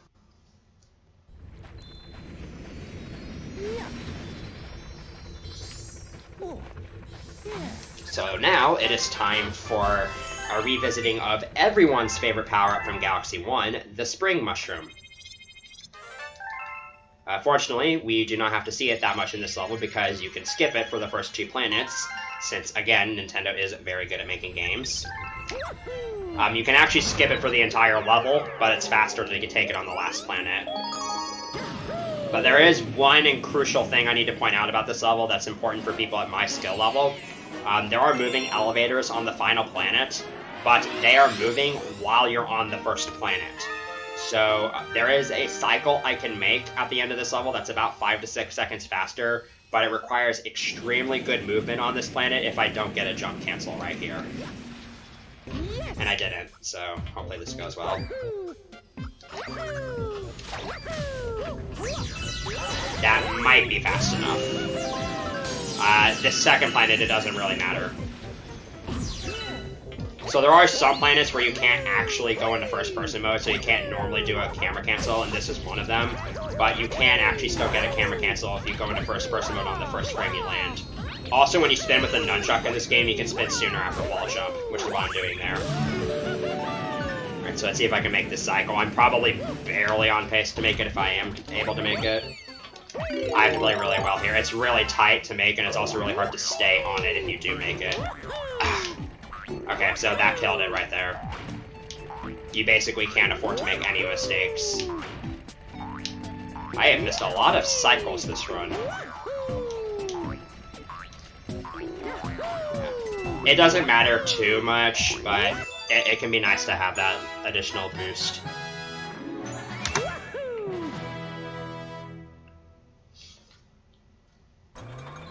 Now we're once again going to be brought down to this useless part of the game that has absolutely no reason to exist. Also funny coin count.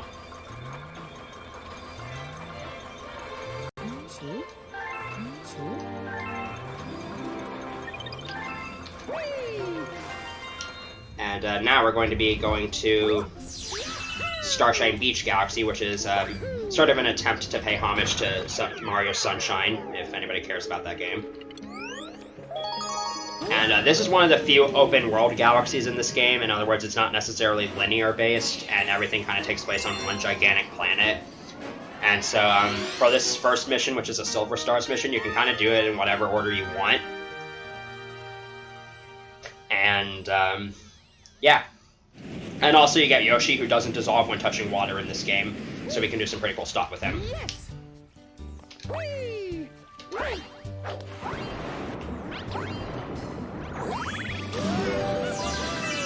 So right off the bat here, things are going to get pretty technical. I'm going to bounce off this crab to stun it, and I'm going to get on Yoshi, and I'm going to actually eat that crab, and then Infinite Flutter up here. I'm going to use this crabber to actually break that glass there, and now I'm going to Infinite Flutter from this first Silver Star straight to this tower. And this Infinite Flutter is a little bit tricky because the perspective isn't great, so you kind of have to start farther back than you'd like. That was perfect. And I can make my way over here. I can grab the Dash Pepper, which will allow me to go fast, and I can also run on deep water with this, as physics. I love how I just grabbed everything except for the Dash Pepper there.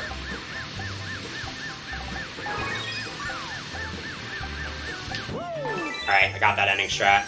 That's sort of like what you saw at the end of Hytale Falls 1, where you can just dismount off of Yoshi while he's going up a suck and when Dash Pepper forms, so you just get a lot of height. And that makes getting that last Silver Star a lot quicker.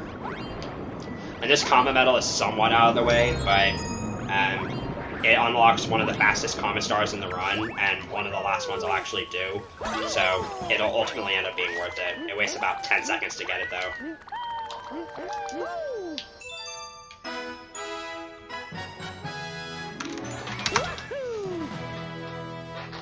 So yeah, there's a lot of difficult stuff in that level, and it can be very, very tricky to have everything go exactly right, so overall that wasn't too bad.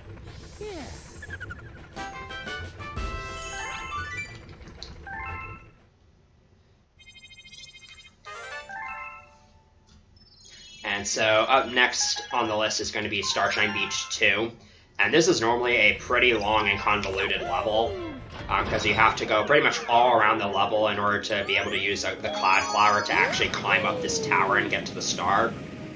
But the Chucksters from Piranha 5 are going to actually be our friend for once. One in particular, actually. So we can use a Chuckster to throw us onto, and then spin to get onto the highest cloud. That in and of itself is not enough to get onto the tower, though. But we have that small window to jump when we land on the cloud. And that can give you just enough height to make it onto the tower.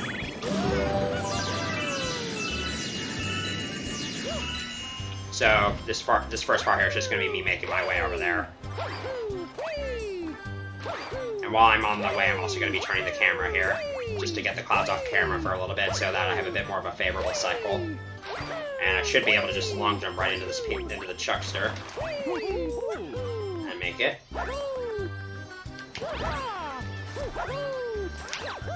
Alright, we got it. So that skip probably also saves somewhere around a minute. Because that level, again, is very long and convoluted, but we just skip pretty much doing all of that. And it's really not as hard as it seems, as long as you're able to get the timing down. The amount of time you have to jump off a cloud, it's only a few frames, but it's pretty lenient.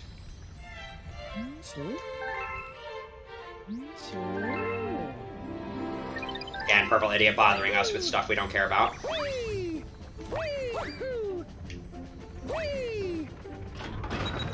And one more star before we can actually complete World 4. We're going to do Chompworks Comet, which is the last planet of Chompworks 1, but with Cosmic Clones. In other words, it's kind of just a big auto-scroller. And you really don't want your Chomp to break here because the Cosmic Clones make backtracking basically impossible. But the nice thing about this level is that you can get a frame-perfect IL time of 51.20 seconds, and then tie it with like 10 other people or something.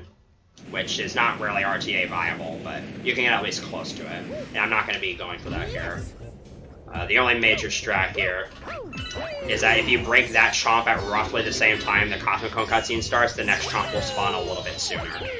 But that's literally the only thing you can do to speed up this level, and the rest of this is just going to be me trying to not have this chunk break while I keep the Cosmic Ones at bay. So now would probably be a good time to read off donations.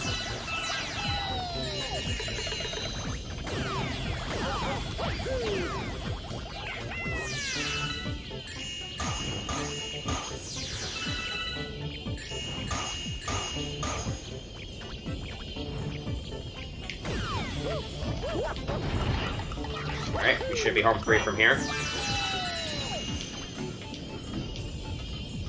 Alright, I should be like right above the star, so we should collect it right away here. Nice. So yeah, that definitely wasn't a 51.20 IL time, but should be at least somewhat close. Probably in the 51s, maybe. Maybe low 52s. So sorry about that, we just didn't unmute. It's okay. Yeah, 51.95. But we are getting close to 5K, and Midwest Speed Fest is raising money in support of Able Gamers. Able Gamers gives people with disabilities custom gaming controllers and special assistive technology, like devices that let you play with your eyes, so they can have fun with their friends and families. They are also a registered 501c nonprofit, so if you live in the United States, your donations are tax deductible. Additionally, your employer may match your donation. Alright, so I actually need to pipe in here. So Bowser's Gravity Gauntlet, there are two different ways you can skip a huge portion of this level. And I'm actually going to be going for both of them in this run, because I'm also going to do the Comet in addition to this level. So on this first star, I'm going to go for what's known as Behind the Castle. You can probably guess why it's called that. Basically, I'm going to try doing some fancy schmancy lava boosting to get to skip to the final 2D section of the level. This trick is actually a lot more precise than you might think it is. And I have to do the skip on this star because I need the Comet Medal, which is right next to where you perform Behind the Castle. So I'm going to kind of go a little bit here in order to get that. And here we go. This skip is pretty tricky.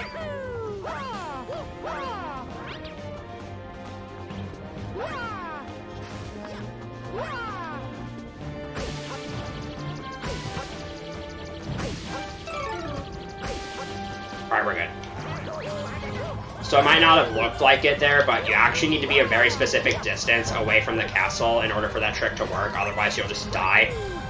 So I have a good setup where I start as close to the castle as possible, and then I just pull myself away a little bit. But that skip can be pretty tricky, but it does save a good amount of time over doing the level the normal way. And it's also hard to get on that pillar because only that spiked bit is something you can actually stand on. The rest of it is you just slide off. But we got it. It loses a lot of time to fail that too, so I'm really happy I got that. And this Bowser fight is a bit of a step up in difficulty compared to the one in Lava Lair, because now there's going to be shockwaves coming off of Bowser's punches and the meteors, so there's slightly more to dodge. And also, Bowser is going to drop 2 meteors in this fight instead of the usual 3, which means he can actually punch out both of the meteors, and that costs you a cycle, aka 20 seconds.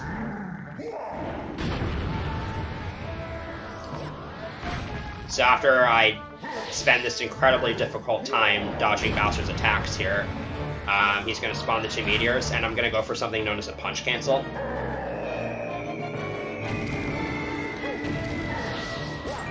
Okay, this might be bad because this is a really bad position. Okay, that was a horrible position for Bowser to punch, so I had to miss. I had to sacrifice that first hit, so that's about 20 seconds or so. So what I'm trying to do here is what's known as a punch cancel.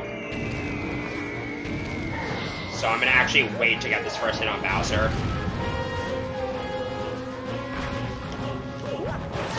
Because now he was starting up a punch attack right before I hit him, so now he's going to think he already punched. And just skip over that phase.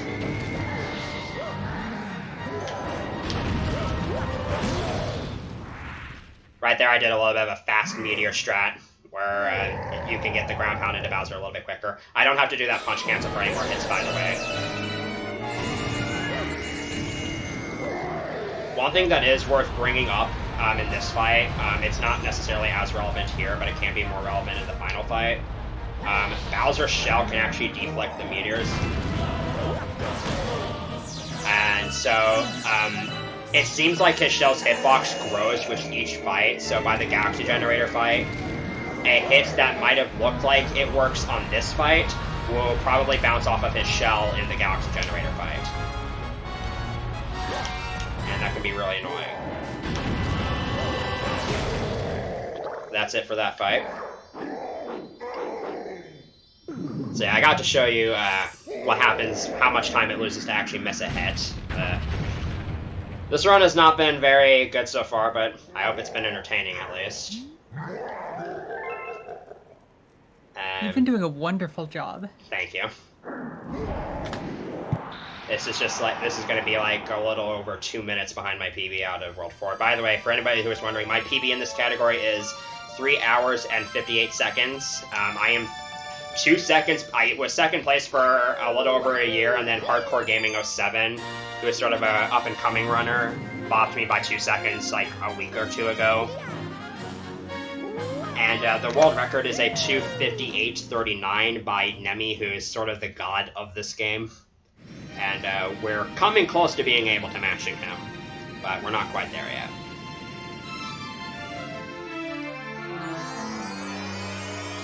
So, I just finished World 4, so logically you'd think the next thing on the agenda would be World 5, because, you know, that's how numbers work. 5 comes directly after 4, but that's actually not what I'm going to be doing here. I'm actually going to be doing a second backtracking session to get some stars from Worlds 1 and 2. A couple of them are stars I could have gone before, but it's more convenient to get them now. And a couple others are stars that I actually couldn't have gotten before. So once I regain control of Starship Mario here, I'm just going to once again use the Grand World Map to just go back to World 2 and begin that.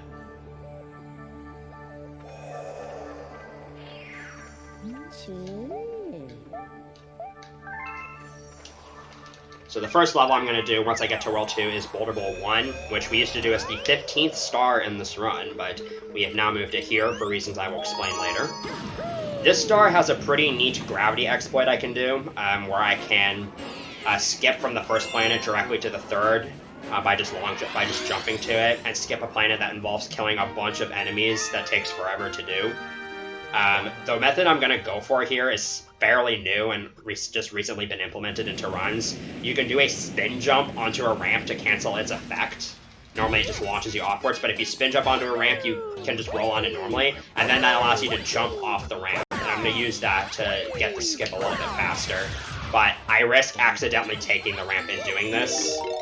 And if you just miss the skip in general, you have to redo everything again, including getting this common medal, which is why I need to get Rock Mario here. You can do the skip without Rock Mario, but I have to do it here.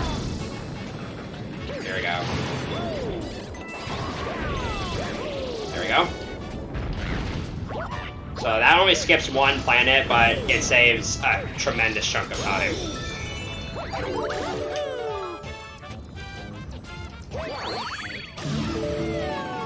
And again, that's an optimization I just recently implemented, so I'm really happy I got that.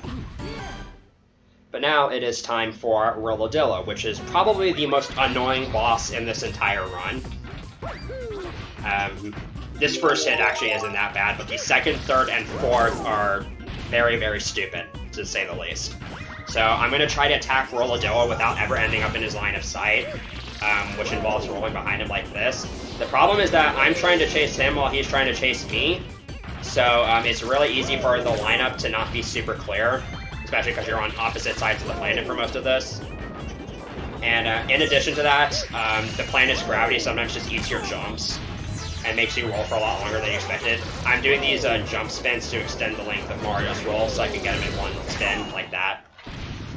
And sometimes it can just not work, and if you end up in Rolladilla's line of sight, he does this rolling attack that wastes a ton of time, and it's really annoying.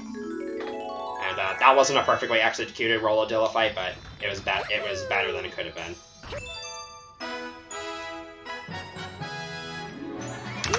So, similarly to what you saw in Honey Bloom Secret, where I did that Male Toad warp, because I just got Boulder Bowl 1, I'm going to be taken down to this engine room to see Rock Mario get unlocked in here.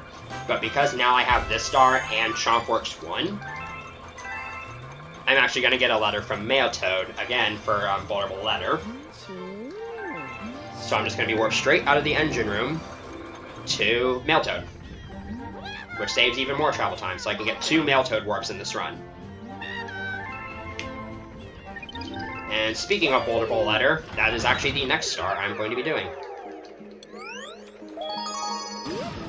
So here you get to see Vulnerable 1 skip without Rock Mario. It's quite a bit easier, I must say, aside from one particular jump.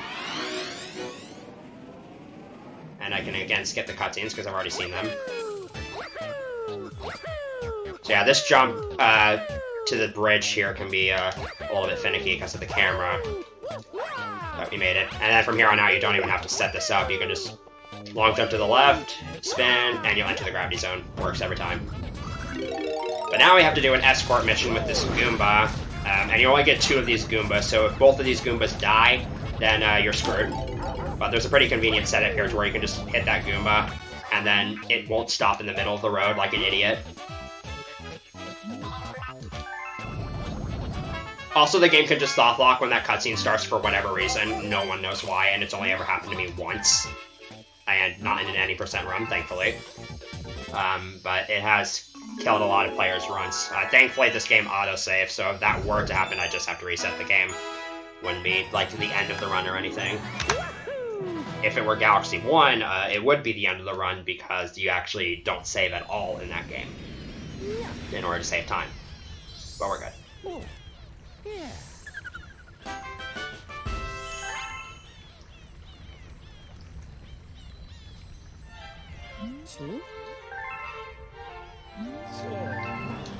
Okay, now I got a couple of comets to clear out for the time being. So next is going to be the Hightail Falls Comet. Again, this is a star I could have done earlier, but I'm going to have this be a buffer star for Multiple's Comet, and it's just better to do it now anyways. This is basically Hightail Falls 1, but on a timer, and unlike Sky Station Comet, there's no clocks I need to collect or anything, and Nintendo gives you way too much time to do this mission anyways, so that's kind of the least of my concerns. There's also meteors falling and holes in the ground, which for the most part don't get in the way, and the ending of this level is actually going to be a bit different than what you saw in Hightail Falls 1, because since this is the Comet, I don't need the Comet Medal anymore, so I can do a faster strat at the end. But the start of this is basically just going to be the same as Hightail Falls 1. I'm going to be maximizing the amount of time I spend using this dash pepper and avoiding those smeeches because they prevent you, if they touch you, they stick onto your tongue and prevent you from eating anything else until you shake them off. Something I haven't mentioned yet, if you're traveling up a vertical wall as Dash Yoshi and you bonk on something, you will fall all the way down, and hopefully that does not happen here. And it did not, so we're good. Again, going up that left path just to get that extra dash pepper so I can have its effect last longer. I'm also going to be doing a similar thing here where I grab this dash pepper late. And we don't have to do any infinite fluttering here, because I'm actually going to be taking the launch star this time. And we're going to be going for a pretty nifty jump, and I'll explain what's happening here after I get this jump. Hopefully I get it first try. Nice. Just make it up all the way up here. That is faster if you are not getting the Comet Medal.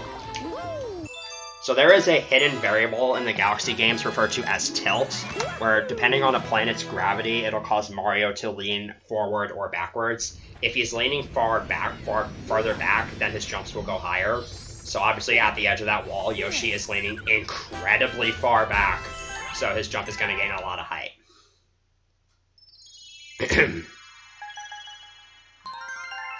And now is the star where you're going to have to get your prayers out, because Vulnerable Comet is basically all RNG. So this star involves killing 30 of those Crabber enemies on the planet where Rolodillo was, but with Rock Mario, and the Crabbers basically have no set pattern whatsoever, so hopefully I can kill them all within a reasonable amount of time. If you run out of time here, you die and have to restart the mission, so let's not do that.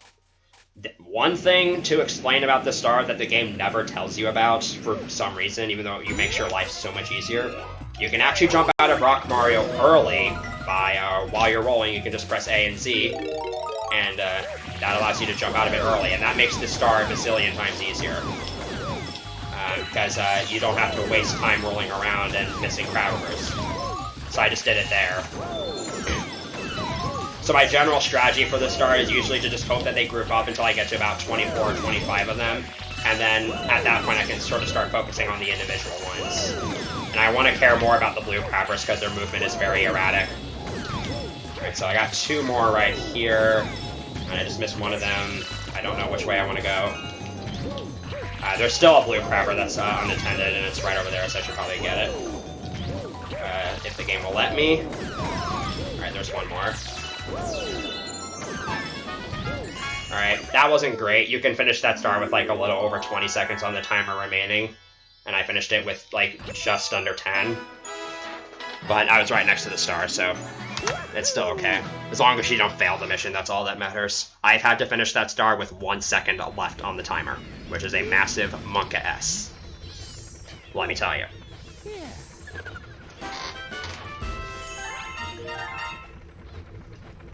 And here's the second of the 50 Starbit mail-tote letters from Definitely Not Rosalina.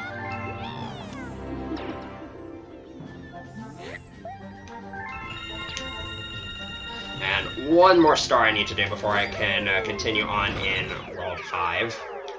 And for this star, we're going to be doing Fiery Flotilla's Comet, which means we get to visit our good friend Gobblegut again. So if you remember the Gobblegut fight from earlier in this run, this fight will hopefully go the exact same way. And that I can attack all 6 of Gobblegut's bellyache bulges in the air. And again, Nintendo gives you way too much time to do this mission. Hopefully I don't fail it again and it just goes smoothly, but if not, you get to see just how annoying time losses on this fight can be. Because it can be really hard to back up some of these hits that you miss.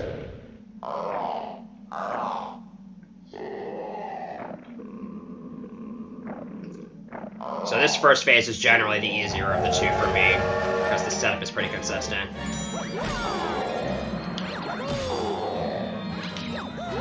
Okay, I thought that third hit wasn't going to work, but it just barely did. Alright, hopefully this goes well.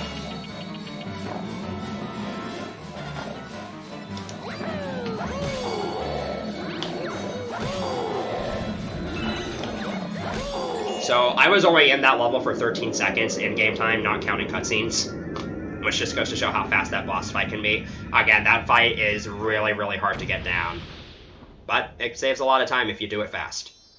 And thankfully we don't have to fight this guy anymore, or his fiery brother. I don't want to go into that.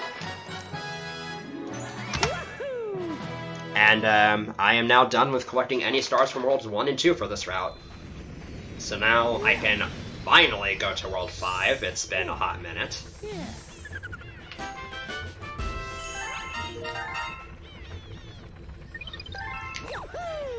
And again, to do that, we're going to use the Grand World map so I can go directly to World 5 instead of having to travel all the way there.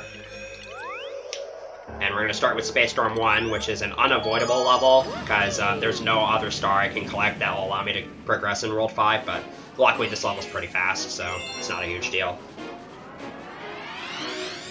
And this is another level that's mostly just movement intensive. This cylinder planet with all the elevators that's on screen right now is very cycle-based, and you can lose a lot of time to missing cycles here. So I need to have pretty decent movement for this first part.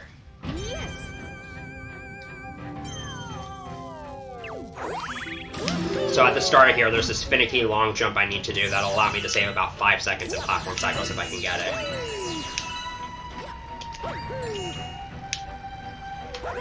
Nice. That long jump took me about an hour to get consistent at when I started learning it. Okay, so that I didn't get a whole lot of momentum from that jump for whatever reason, so I missed that cycle. That can happen sometimes. Not the end of the world, though. Here, I just gotta lure this Bob-omb over here to break some glass. Nothing too noteworthy here. And then here, instead of just going all the way around, I can just long jump directly to the launch star like so.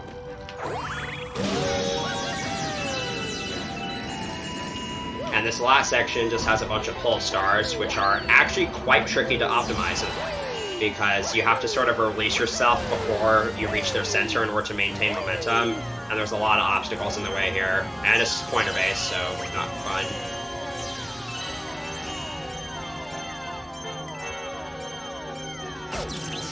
Alright, that went pretty well.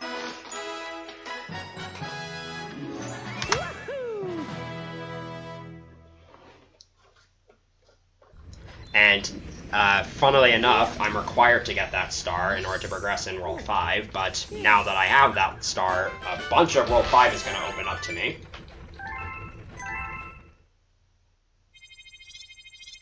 Yeah. But I'm going to want to stay here for a little bit longer, because Space Storm 2 is very, very fast. So, Space Storm 2 actually pays homage to Buoy-based Galaxy from Galaxy 1, and even has the Buoy-based music, which I know is a fan favorite. Unfortunately, you're not going to get to hear too much of it. So this level is all about climbing this tower, and also, as you can see, there's those blue switches that slow down time, because everything moves really fast in this level. I'm not going to be hitting any of those, because that's slow and pathetic.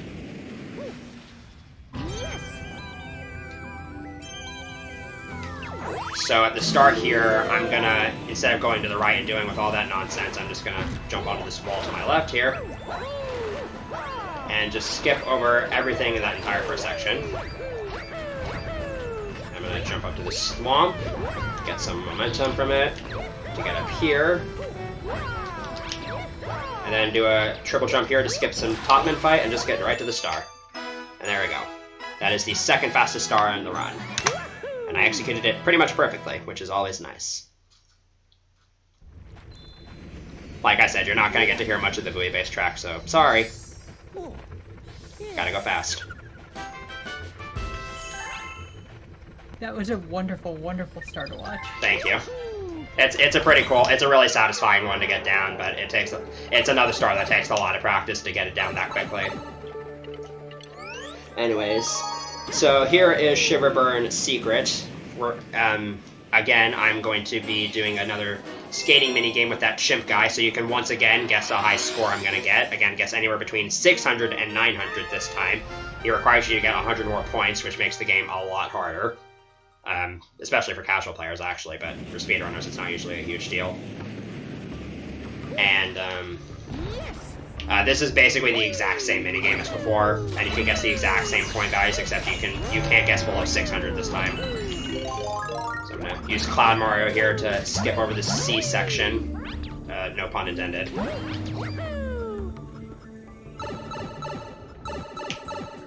And the patterns you can get here are basically the same as before. And they can be rotated in the same way. So literally the only difference in this, as compared to the one in Freezy Flake, is you need to get 100 more points. And I'm also going to be doing all skating backwards. And I got different rotation RNG this time. But again, it's fixed now, so I know exactly what the patterns are going to be like for the rest of this level.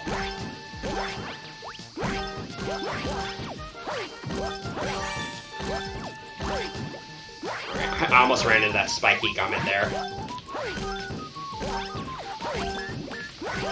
I've missed a couple so far, but I should be easily able to get the high score still.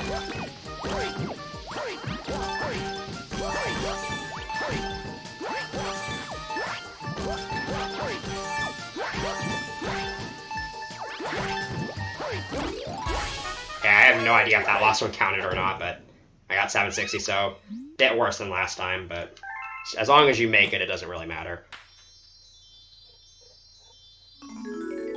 Looks like Emmy Pup won by default.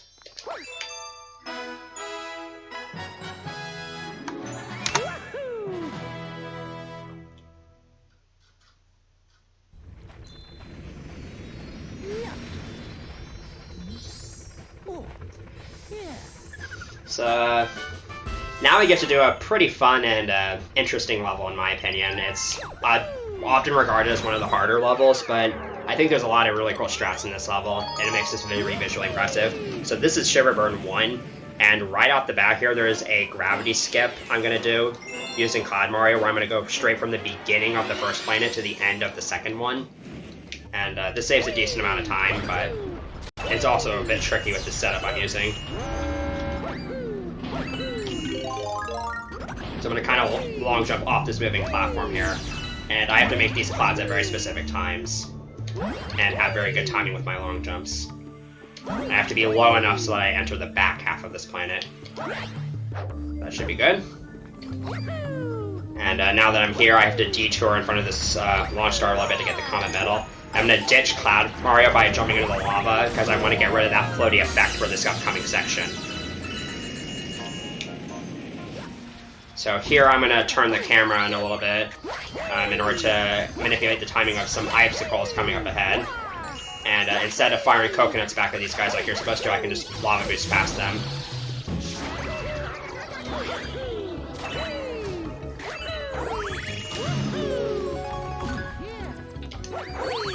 And up next is Prince Bacante, who I assume is the offspring of King Caliente from Galaxy 1.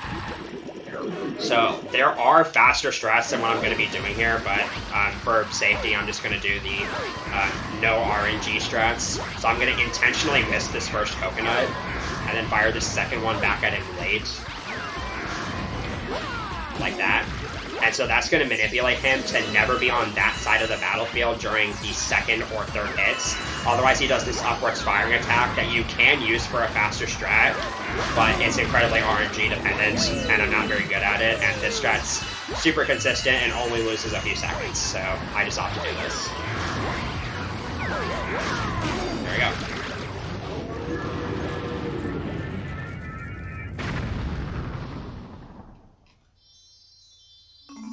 So yeah, pretty fun level all in all. A lot of cool strats you get to do in a pretty interesting boss fight.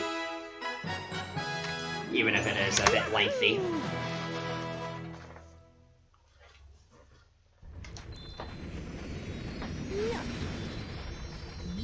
And after this star is going to be the last of the 3 Starbit mail-tailed letters. And this will get me to 1800 Starbits, which is what I need for the final Hungry Luma Galaxy I need to unlock.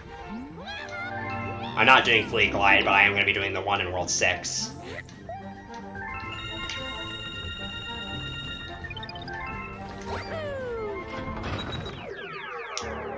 So, next galaxy I'm going to go to is Upside Dizzy, which is sort of the sequel level to Right Side Down. And this galaxy is terrible, to put it lightly. Especially Upside Dizzy 1, this level is not only incredibly awkward with the weird places where the gravity switches, but it is very cycle-based, and not missing cycles requires a lot of improvisation, and can lose a ton of time and can just snowball if you don't react properly. So right off the bat, this level is insanely difficult right here, because I have to not get screwed by gravity switches here. And I'm going to long jump into this gravity field so that I can go super high up here. Like so. And here I'm going to go for a little Goomba Pounce to get into this pipe early. There we go. And here the gravity switch is in a cycle, so if I get thrown off my pattern at all, I basically just have to improvise for the entire rest of this section, which is not fun.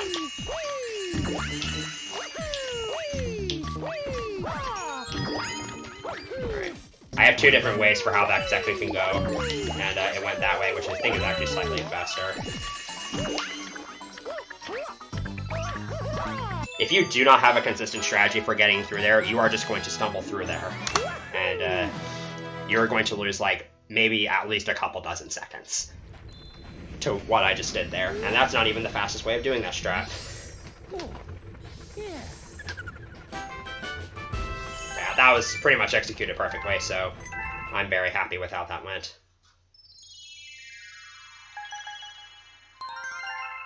And now I'm going to re-enter, and just like Right Side Down, there is a secret star that is a box-burning minigame, and it's pretty fast, so might as well do it. So similarly to Upside Dizzy 1, there's a Goomba Bounce I want to do to get into this pipe early, and the gravity can just sometimes cause Mario to flip directions for absolutely no reason in midair, so hopefully that doesn't happen here.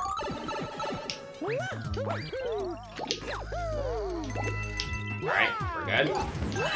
Alright, perfect. Now there's a somewhat finicky strat here to get into this pipe. There we go. This box burning minigame is a lot tighter in terms of how much time you have, but I would say for speedrunning it's a lot easier because you don't have to be in as many awkward positions or throw us at weird angles. So this should look somewhat clean. One thing to keep in mind though is that the fireballs do not actually come out of Mario's center, they come out of his right hand. So you want to be a little bit to the left, centered from where you're aiming, otherwise the fireballs will just go off to the right. Or left, or whichever it is.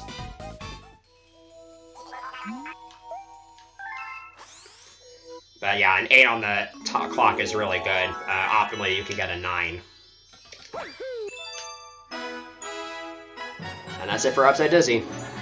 That's another... Upside Dizzy in general is just a galaxy that can easily snowball if one little thing goes wrong. So both stars going really well is actually pretty awesome.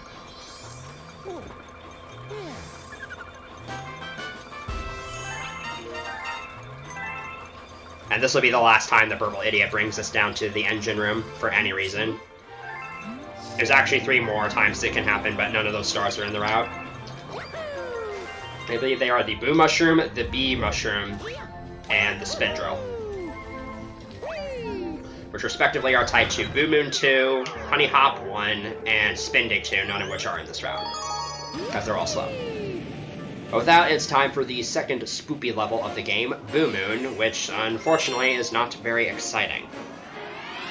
Because it's mostly just snake block auto-scrollers. There's a couple low-hanging fruit things that I'll get to when we get to. So on this first planet, it's actually only faster to long jump at the beginning and at the end. Anywhere else you lose time because of the way this planet's curved. And these boos can sometimes get in the way and be annoying. That one almost hit me, but we're good. That's another planet where you have to rely on getting a frame-perfect camera cancel, and I did not get one. So again, you can skip some of these snake block sections, but not all of it. So this is kind of just a bunch of waiting around. And I'm going to be doing the secret star here first. It doesn't really matter which order you do them in, but doing it this way allows me to auto-select for both stars. And keep in mind how this wall sort of causes a shift in the gravity towards this wall here when it forms, because that's going to be important for the next star I do. But for now, I just kind of have to keep riding this along. And there's a common medal here, so I might as well grab it. Wastes literally no time to get, aside from the text box. And this snake block is terrible, and I don't want to ride it all the way, so we're just going to long jump directly to the star instead. That's faster anyway, so win-win. Yeah, that's a skip I would actually recommend you do if you're playing this game casually, because that snake block moves incredibly fast, and the Octoboos are some of the worst enemies in this game to deal with.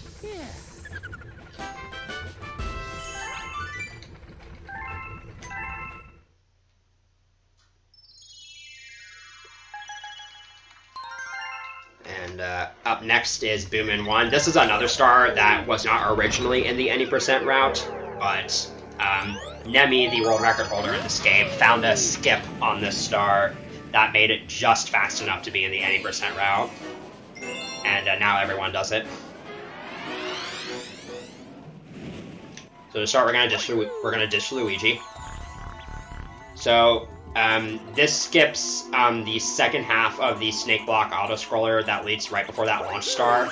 I couldn't do this on Boo Moon Secret, A, because I needed the common medal, and B, because you can't really do that skip if you're going to do the secret star, and I need to ride the snake block all the way over there. But here, I don't need to worry about either of those things, because I'm just doing Boo Moon 1.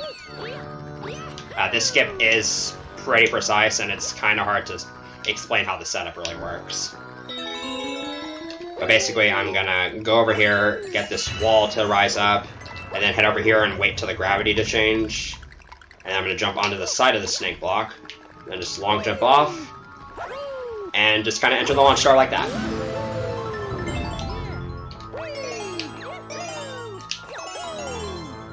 And these last 2 planets are just collecting some star chips and then collecting the silver stars. So yeah, that skip is very wonky, because your controls on there are a little bit inverted due to the changing gravity field, so the angles you need to hold are not crystal clear.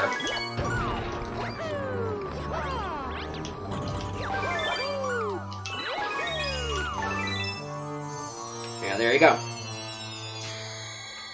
pretty simple star. I would probably recommend doing this even if you don't do boom in one skip, just because it's better than doing any star in Supermassive, which is the other option.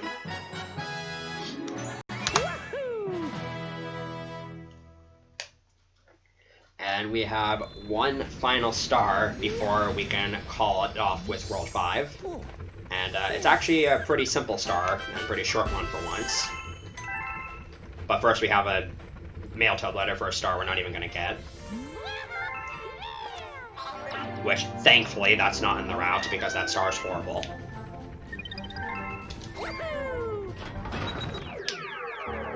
And here we are going to do Shiverburn Comet, which is the third Romp Comet in the run, I'm pretty sure. And here we're just killing 30 of the Octumba enemies on the platform where Prince Vicante was. This star kind of speaks for itself, although you may be wondering if I'm going to be skating or running. It's actually better to run instead of skating, because it's slightly faster, and also you can make tighter turns. So what I'm going to do here once I land on this planet here is I'm going to skate into the Rainbow Star to build up momentum, and then jump out of the skate and just start running. And if I do this right, I can get all 30 of these guys on one Rainbow Star.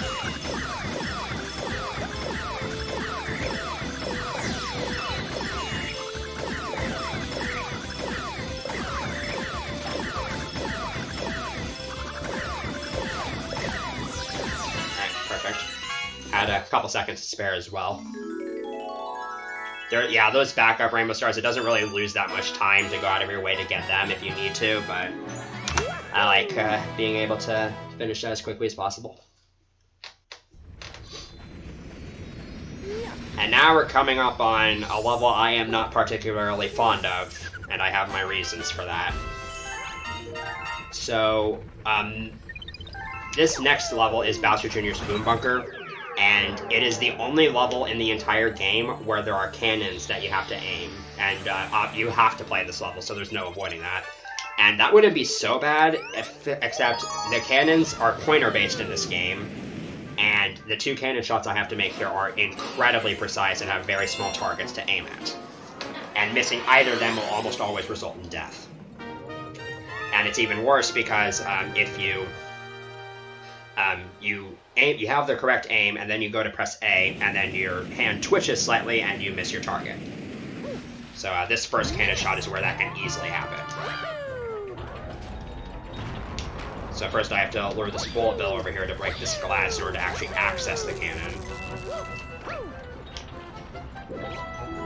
And now I have to try aiming at this Boomerang Bro's face. This is really precise. I took a little bit of time to set that up so that I wouldn't fail. Okay, I'm pretty sure what happened there was that I was too low. So I ended up actually, if you end up being too low, that happens. If you're too high, you'll still clear the Boomerang Bro, but you won't actually land on the platform, and so you'll just keep flying past and die.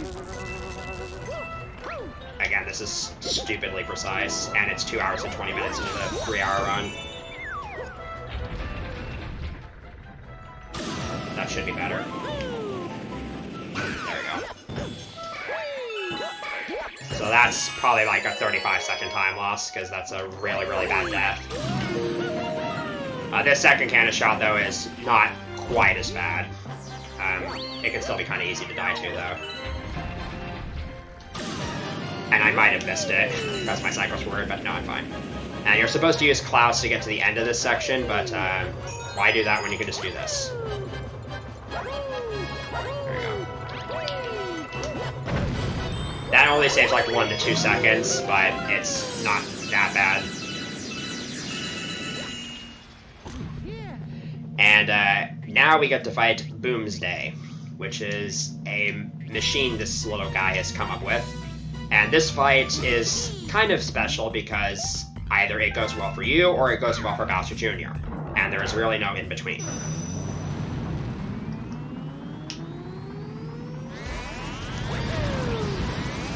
These first 2 hits, nothing too much to say about them.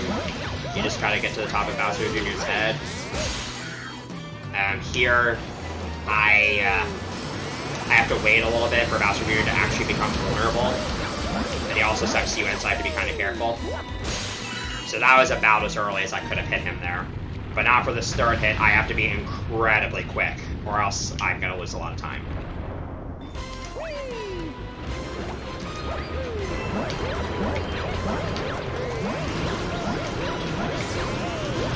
That was perfect. Also, in case you're wondering why Bowser Jr. isn't in 3D World or Odyssey, that's why. Because this is where he canonically dies.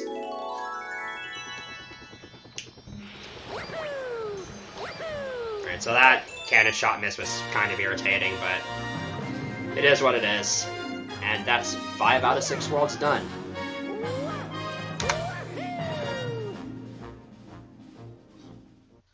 And unfortunately, this run is still far from over, because I need 15 more stars in order to actually finish up the game. And this last world contains a lot of pretty challenging levels, and it's super easy to make huge mistakes here. Especially with this risky strats you can go for here. World 6 is basically where runs go to die in this category.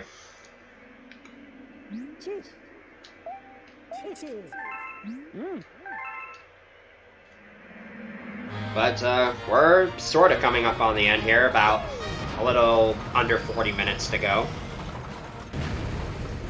So we're making a somewhat decent time.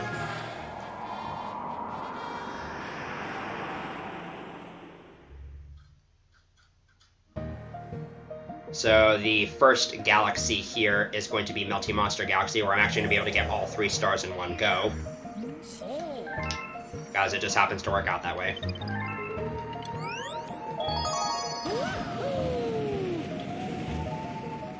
And Melty Monster 1 is a somewhat lengthy level, but has a couple of it has a bit of low-hanging fruit here and there. The main thing about this level is that there are tornadoes on this section. You can kind of see them right here, that are moving the entire time you're in this level, so they're on global cycles, which means I have to have a pretty good pole star section here. Also, I have no idea if it's actually possible to get a jump cancel this level or not.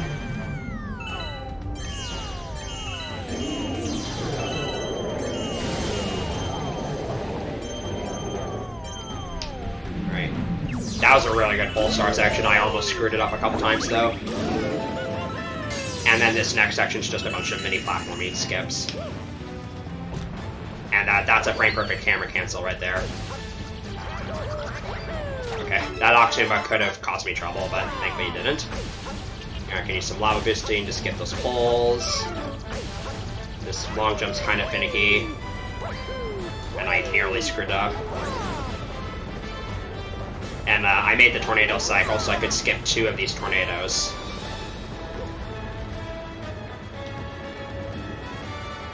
We're coming up on the ending portion of this level. Every single one of these tiny planets has its own gravity field, making platforming here really, really terrible. But you can do this cool little long jump to skip the first few planets. And we got a little bit of a gravity trick coming up here to skip a few more of them. I'm going to wait for this magma to get out of my way. And for some reason, if you break this crystal on the left, it's easier than if you were to break it on the right. I'm gonna get hit by this magma, but it doesn't matter. Because I can just land over here, and then long jump over here, and start yet. That was pretty good overall. That's another level where it's super easy to make super big mistakes that come from just tiny slip-ups, but that level almost went perfectly, pretty much. That should be an in-game time of under a minute and a half. Yeah, 128 is really, really good for me for that level. And unfortunately, I was not able to keep my coin count below 100, so I lost a couple seconds there to getting a 1-up. It's not the end of the world, though.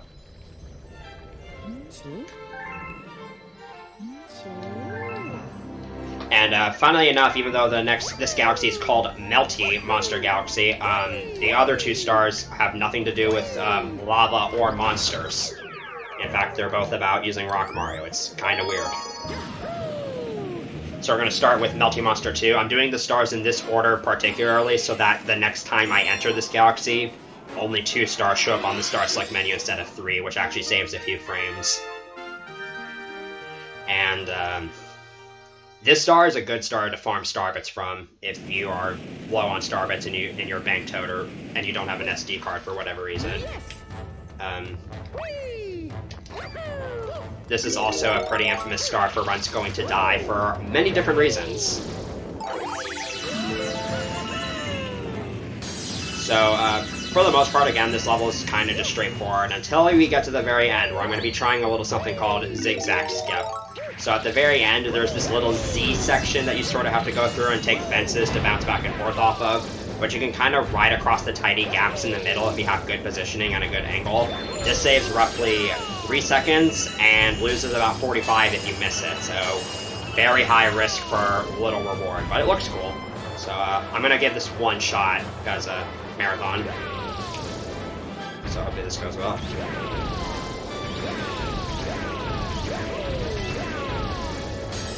Okay, made it. And I got the star right away. That was pretty good. So I think I almost turned back around too quickly because it's super easy to not make it across those gaps and bonk on the edge and die. But you also have to turn around quickly enough or else you'll roll off the right side and die. And even if you don't do that skip and you take the fences, sometimes the fences can just knock you in a random direction for no reason and you die. But at least I got that skip. It looks pretty cool too.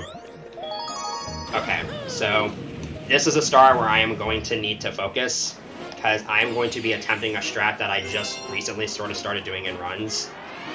It can save a good deal of time, but it can also cost me a lot of time if I mess it up. So I'm going to kind of focus here, and I'll explain what I'm doing after I actually pull this off. So hopefully this goes well. So I'm going to need to focus here, so serious time.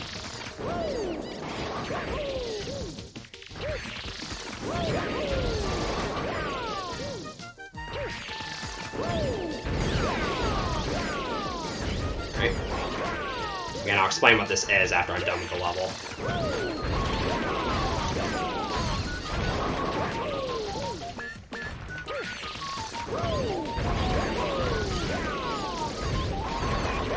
Okay, I think I need to get every pin here. Oh, okay, I can spare one, that's fine. There's 56 pins and you need to get at least 50 of them. So you probably noticed that for some of those ramps, after I took them, I stopped when I landed on the next platform, and for some others, I was able to keep going. If you remember that Boulder Bowl 1 skip I did earlier, it's kind of a similar concept, where if you do a spin jump onto a ramp, it cancels the ramp's effect entirely. And so you can jump at the very edge of the ramp and barely make it to the edge to the next platform, and then you can continue rolling as opposed to stopping. And you can do it on way more ramps than that, but doing it on those 3 saves about 7 seconds in total, 7 to 8. And it's pretty risky because they're essentially blind jumps, and failing them can equal death. So I'm really happy that went well. Now I can finally move on into the bulk of World 6 here. We're going to start with Clockwork Ruins. I need to get a star from here in order to have access to the next galaxy in World 6, and Clockwork Ruins 1 is about 2 minutes and 20 seconds, so no.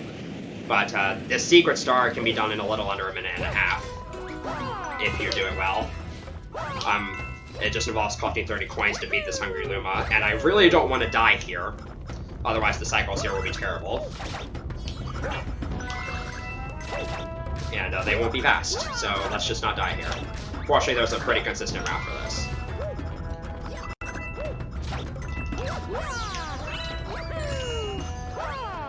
Right here, I'm going to look in first-person mode for a little bit so I can advance the cycles of the platform after this one.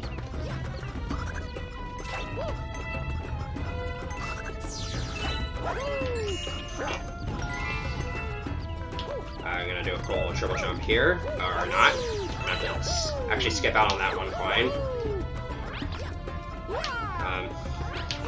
Help? Okay, we're good. So I can get 10 coins from this item box here, which makes the star way more manageable. Alright, this is going to be kind of weird. I need to get 1 coin here.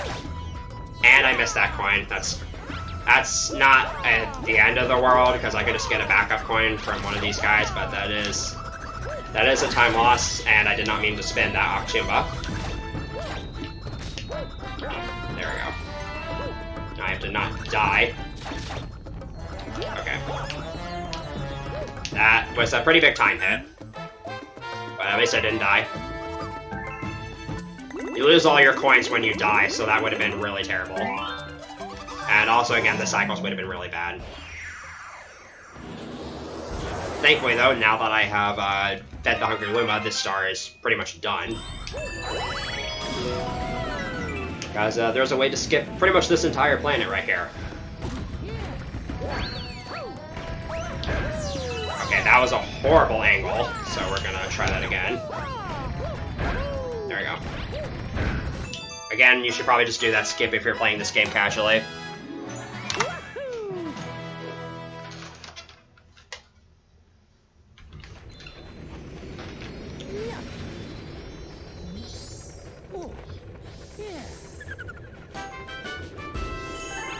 So that star is somewhat lengthy for this game standards, but the good news is it gives me access to a galaxy that I'm sure you'll enjoy seeing.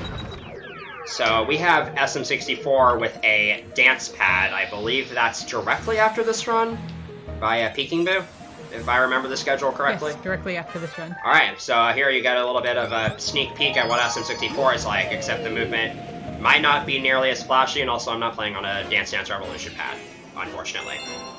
Although shoutouts to Peking Boo for completing an entire 242 run on a dance pad. 242 star in this game is, the world record is just above 9 hours. And he had to do it on a dance pad, which takes even longer, so kudos to him. But yeah, this is obviously a homage to Womp's Fortress from SM64. And this first star is just kind of a replication of that. So over here, this common metal is in the same place as where the Shoot into the Wild Blue Star used to be. And we can get up here using a cool little triple jump ledge hop. And then climb up here using some jumping shenanigans. And then here, you can actually skip killing the swamp by having it clip you through the floor. And then you can pop up on the other side, but it's super stupid. And it only saves a couple seconds. And if you fail it, you get crushed and die. So, also, something I should explain there is what I just did is called a frame-perfect ground pound, where if you spin and press Z on the same frame, you can cancel the spin and do a regular ground pound, and that's the only real way to ground pound out of a long jump. I've actually been attempting that several times this run, but I've usually only gotten homing ground pounds. So this is the actual King Womp. He's a bit bigger in this game than he is in SM64, as you'll see later, and we also can't glitch through him. So we kind of just have to fight this guy more or less as intended. This guy has some pretty jank physics, as many Galaxy players have experienced, but if you just kind of play it safe, then you shouldn't have to worry too much about that.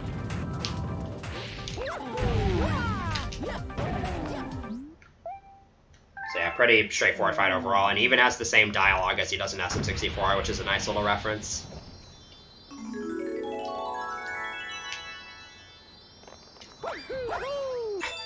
Getting the right angle for that star grab is really weird because of the camera. I can pretty much never tell which way I'm supposed to long jump.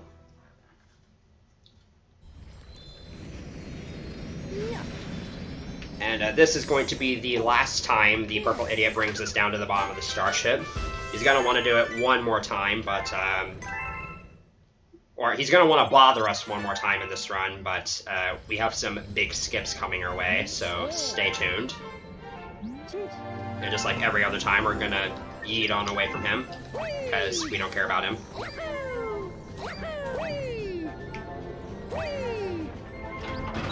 And now we're gonna do Throwback 2, which is a Silver Stars mission, reminiscent of SM64 DS, sort of. You know, for those who care about that game. And they didn't really place the Silver Stars in like red coin positions or anything, but what's nice is that they are still spread out around the level, and you get Cloud Mario, so you can do there's a pretty cool route for this level, and there's some pretty cool movement you can do.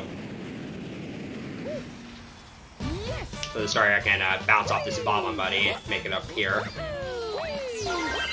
And here when I grab this second Silver Star, I want to be careful to not make this cloud too early, otherwise I'll have to wait for it to expire before I can drop down and grab that Silver Star.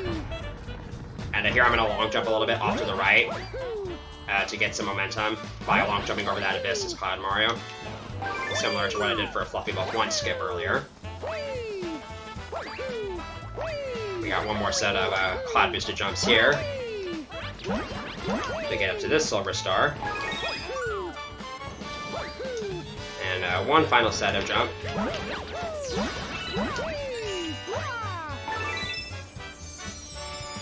Yeah, really fun level all in all, and it's actually not too difficult if you know what you're doing. And I can just ground pound straight into the star, because when you ground pound, you fall really quickly.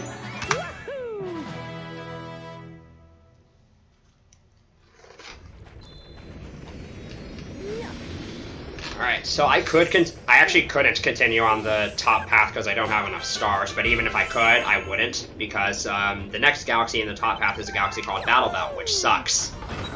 So instead, I'm going to take the bottom path, which I have to anyways, because there's nothing else I can do, actually. And use these last 1,800 star bits to feed this little Hungry Luma, who's going to become a big Chungus in a little bit, and unlock Flash Black.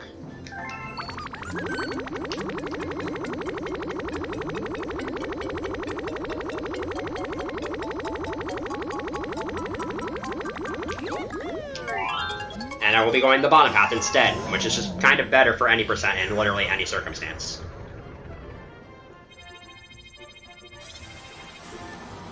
So Flash Black's gimmick is basically you only get a brief glimpse of the level every few seconds, and the rest of it at the time you're in complete darkness. But I've played this level probably dozens of times, so I basically memorized the layout. And there's not a whole lot to say about this level. This first part is just kind of climbing up this mansion with Blimp Yoshi. And then we just got some silver stars to collect. Yeah, there's not really too much going on here. There is recently a way that was found to actually skip having to take the launch star here, but I think it's actually not viable for any percent, and it requires having 2 players.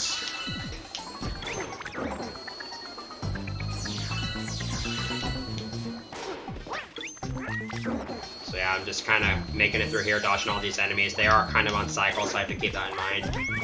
Coming up here is a kind of cool little strat I can use to get to this comet medal and then get to the launch star. I can bounce off the Jacko Goomba, dismount into the comet medal, get back on Yoshi, bounce backwards off the Jacko Goomba again, and then dismount into the launch star like that. And again, Yoshi will live there forever. You do not have to worry about him. And then here we just have some silver stars to collect, just kind of long jumping around. This yellow platform is on a different cycle every single time I get here, I swear. Fortunately, it's usually on a good cycle, but I don't understand how you manipulate it. And I might have to do a literal blind jump here. Kind of.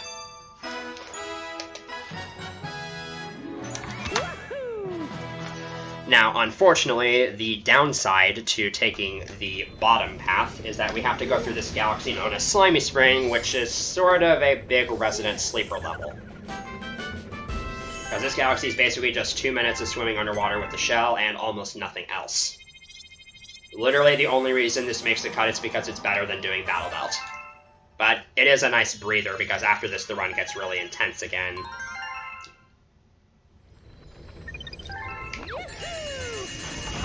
This will also be the last non-comet star I collect in the run, and this galaxy will also have the last comet medal I collected in the run, and I believe it said I had 31 after Flash Black, so I'm good on comet medals.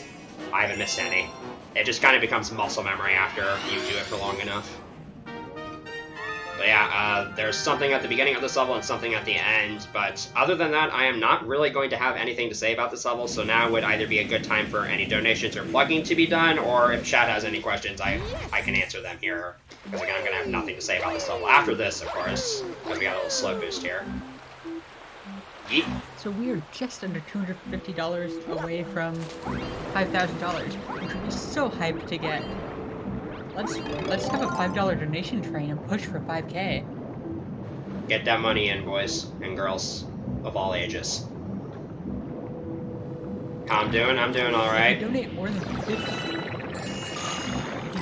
$50 or more during the entire marathon, you will be entered to win a beautiful one-of-a-kind poster of our cute little baby Pesto, our cute little Pesto baby. P Besto. Type Bane Poster in chat to see a picture of it. The first game I speedran was, believe it or not, the next game on the schedule, which is SM64, and I still run it to this day. It is actually the other 3D Mario game that I am a high-level runner of. But you'll get a much more creative demonstration of it after this run. Actually, I should probably mention in this section I'm going to go for coinless strats. I don't think I collected any coins yet. Yeah, I haven't. So I'm going to try to avoid these coins by going at the very edge of these coin rings, like so. It's pretty precise. You have a very small window to work with. But hey, now I can avoid that little 1-second text box. That's always good. So that saves time on the Honey Hall's comment segment, which is next. Spoilers. Oh yeah, and cool strat coming up, hopefully. I don't miss this. You need a somewhat decent lineup and angle in order for this to work.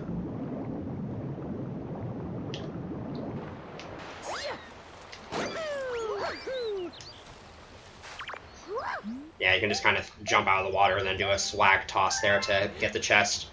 It doesn't really save that much time, and if you fail it, there's another shell right next to you. So, it doesn't lose too much time, but there we go. That's Slimy Spring. Sorry that we can't stay in that beautiful area for long enough.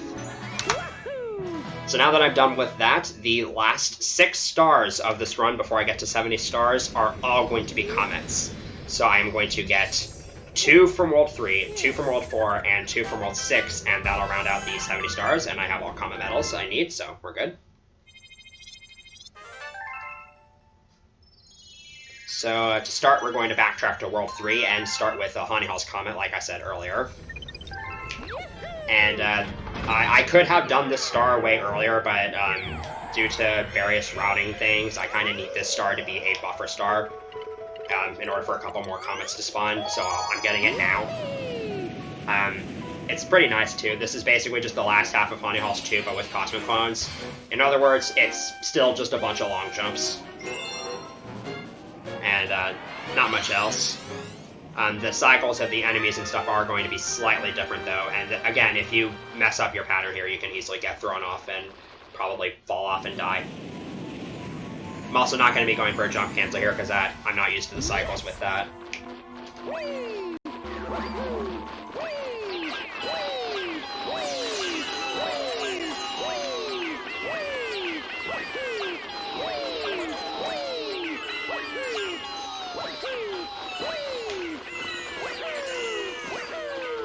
Don't worry, this will be the last time you have to listen to Cosmic Clones in this run.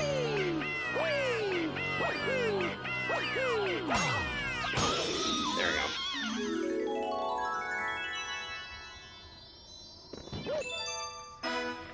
go. Okay, now we are coming up on a couple of stars that like to kill runs, to put it lightly.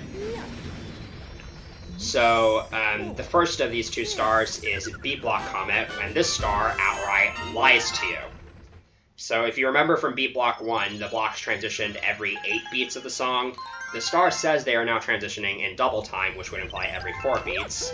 But it turns out they actually transition every 2 beats, so they're actually 4 times as fast. And not only that, but the area with the silver stars has expanded, and it's a lot scarier this time. However, thankfully this means cycles do not matter nearly as much, although you still want to go fast. It doesn't lose too much time to miss cycles. In B Block 1, it lost 8 seconds that I missed 1 cycle. Here it probably was just like 1. And cycles don't even matter for most of this level anyways, because for whatever reason, you get Yoshi in this level. Which means we can do another Infinite Flutter skip.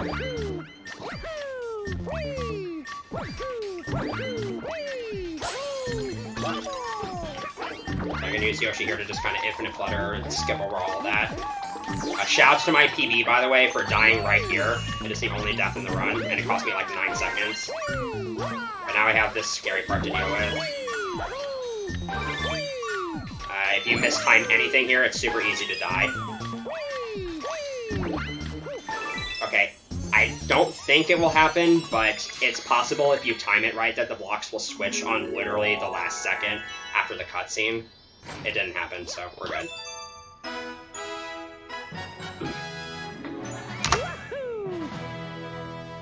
So yeah, again, that star can be really terrifying, both to play and to watch. And now we are coming up on a star that I either will go really well, or I will probably lose a little bit of time to. And that is Bowser's Gravity Gauntlet Comet. So in Gravity Gauntlet 1, you saw me do that behind the castle skip. Here, I'm going to be going for an entirely different skip that utilizes lava boosting in a different way. So if you hit a lava wall as opposed to a lava floor, and then hit the lava again without landing, you can gain a ton of horizontal speed for some reason. And that allows for an additional gravity exploit here that I can do instead of behind the castle. That's a lot faster. And the method I'm going to be doing here is actually something I just recently learned and have been using in runs for like maybe a week or so. So forgive me if I mess this up, because I'm still somewhat new to this strat. So you're probably going to find this strat to be pretty cool. And I will try it until I get it, because it just looks too cool. Right. Also, this is one of the best songs in the game, but unfortunately you do not get to hear most of it in speedruns.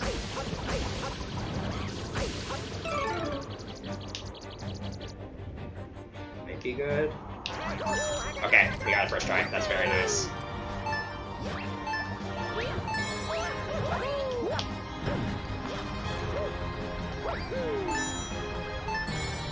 So yeah, that skip saves additional time if you're not doing if you're not going to get the comet medal. And I actually just golded the split, because that was the first good split I've gotten with that new variant of the skip.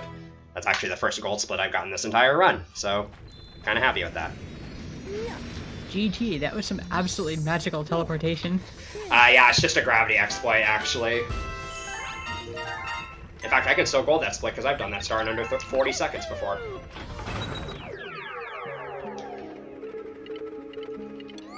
And now we get a couple of breather stars after... I should probably mention, though, that version of the skip I did, it used to be considered more difficult than the old variant, but recently a setup was devised for it, and it is faster than the other method anyway, so win-win. In fact, I consider it a lot nicer than the other version of the skip I used to do, which is really inconsistent. But anyways, enough about that star. Now it's time for this star, which doesn't really have much to say about it because it is hilariously easy. You basically just get up on Dash Yoshi, and there are way more than 100 purple coins. There's actually 140. And the only really tricky part about this star is making tiny adjustments on the control stick so you don't miss too many purple coins. And hopefully I don't actually miss that many by the time we come up on this end of this section here. Alright, so having 92 is actually really good, because now I can go around the right side of that tower. And I just kind of get to this last little line here. I actually could have opted to go one line before, but wanted to play it a little safe. So yeah, really easy star. That was the star where I had to go like 10 seconds out of my way in Starshine Beach 1 to get a comet medal, so obviously worth it.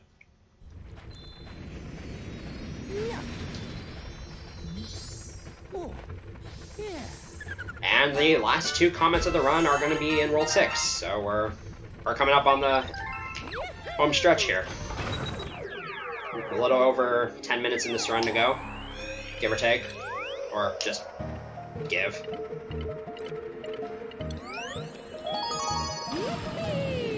So Throwback Comet is basically just Throwback 2, but with a timer. There is almost nothing different about this level compared to what you saw in Throwback 2. There just happens to be a timer on the bottom of the screen. Really the only thing that's noticeably different, or that matters, is that the level intro cutscenes show different parts of the level, so some cycles at the start here are going to be slightly different.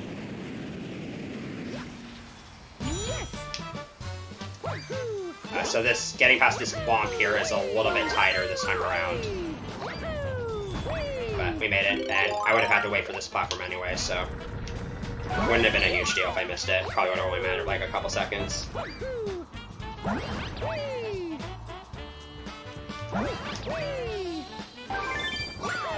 Again, from here on out, it's basically just the same as Throwback 2.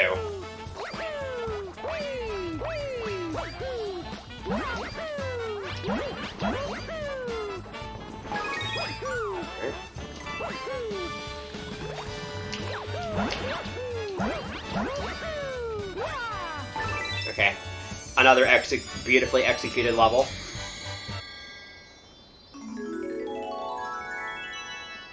And now we have the funny number of stars, so get your laughs out now.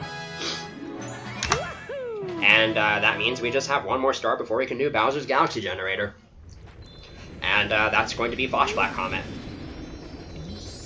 Which might seem like a somewhat anticlimactic star, and it kind of is. It doesn't really matter though. But what's really cool about this star is that it involves the skill of multitasking. So there are 3 different ways you can kill the Octumas in this level, for the most part. You can either shoot them with star bits and then kick them, jump on them, or spin attack them. And in order to keep your movement going strong, it's actually better for the most part to hit them with star bits. But you have to be able to control you have to be able to aim, collect, and keep track of your star bit counter while controlling Mario all at the same time. And it's really satisfying to pull this level off well. But it's also really difficult. Guys, you can easily miss a shot and then try to run into an Octuma and you just take damage, and it's really stupid. Or have that happen.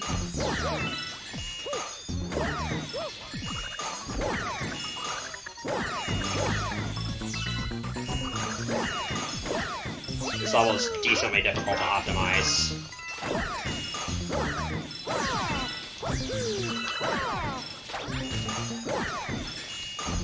But thankfully here at the end we get Yoshi, who is going to make this section a little bit easier, because Yoshi can actually eat up multiple enemies at once.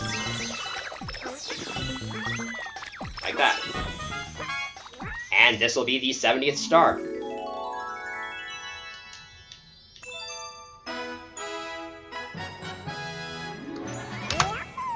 So, after all this, it is now time for the one and only Purple Idiot skip. Which is definitely the hardest skip in the game, and I'm totally not memeing when I say that. So, with this skip, there is a space right before the Galaxy Generator space where there's supposed to be a cutscene that automatically plays, where Lubba tells us it's the final battle and we gotta get ready, but I kind of don't want to deal with that before this run. I don't need him to tell me anything more than he already has, so you can just kind of do this. I just saved 35 seconds and you probably didn't even realize it. So shouts to On Me for finding that. That's called Purple Idiot Skip, and it's actually the easiest 35 seconds you'll ever save in this game.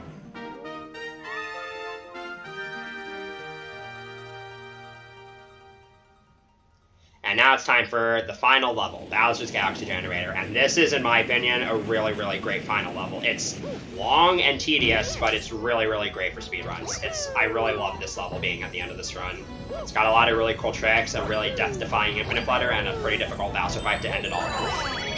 And it's got really sick music, too.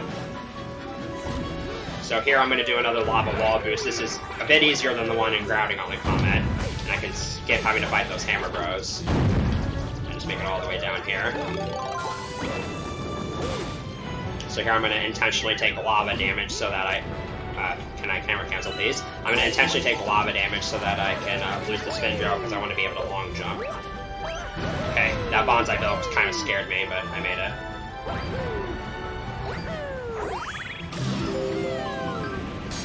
And this planet can look pretty stylish if I get the movement properly, but it's also really easy to mess up and lose a huge amount of time.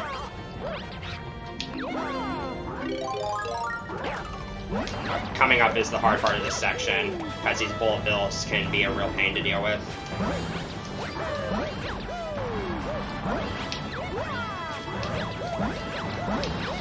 Alright, that was pretty good.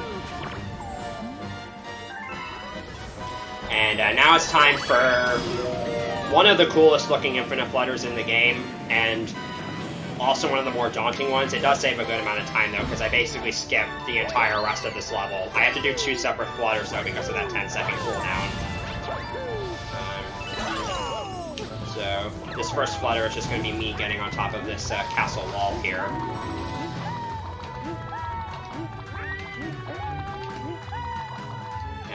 Now I'm going to try to infinite flutter over this pool of lava. I have to be careful with my height here, or else I might soft lock and have to leave the level. And I can dismount right at the end here. And we can just kind of make it all the way to the final platform of the level. And I landed on the top shelf, which is slightly optimal. So a fun fact, you can actually hit both of these, you can actually hit 2 locks at once if your positioning is like perfect, but there's no consistent setup for it for RTA, so almost no one goes for it. It would save a decent amount of time if you could do it consistently though.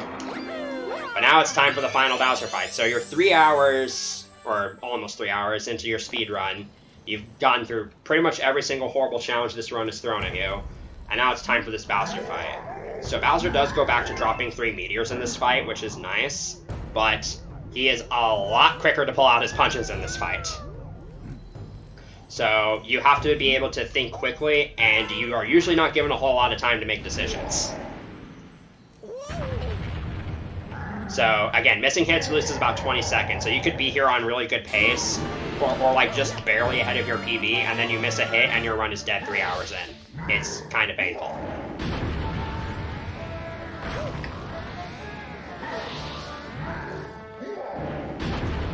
And once again, just like the one in Gravity Gauntlet, I am going to be going for another punch cancel here. So after he punches the ground here, I'm going to wait for him to... Okay, that actually doesn't matter too much because I have to wait anyways. Getting hit there actually didn't matter because I would have had to wait anyways because I had to do the punch cancel. Wait, what? That didn't work? Huh. Okay. Well, that's just a few seconds loss. Better than missing the hit.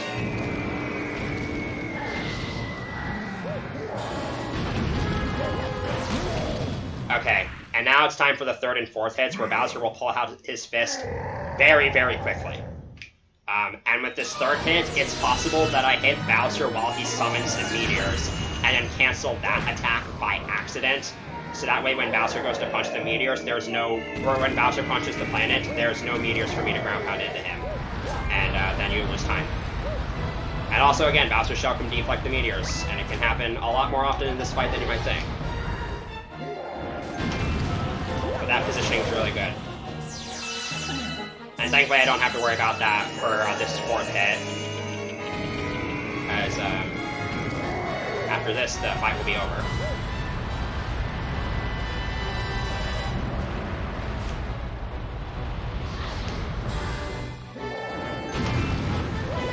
And there we go.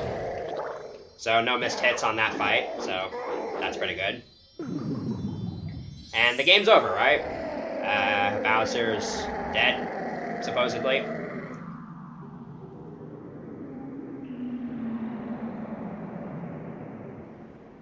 I kinda don't want to meme about this because I've had instances where the person has actually stopped the timer early. But, yeah. It's supposed to... You would think Bowser's dead, but, debated. So there's still one more phase to this fight. You cannot actually skip this fight. That star does not have a physical hitbox. And sadly, this fight is incredibly lame. Basically, you just press A and Z 4 times and you win. You only get... This music is like one of the most epic songs in the entire game, but you only get to hear it for like 20 seconds. And Bowser's one attack in this fight drops a coin, so it's pretty much impossible to die.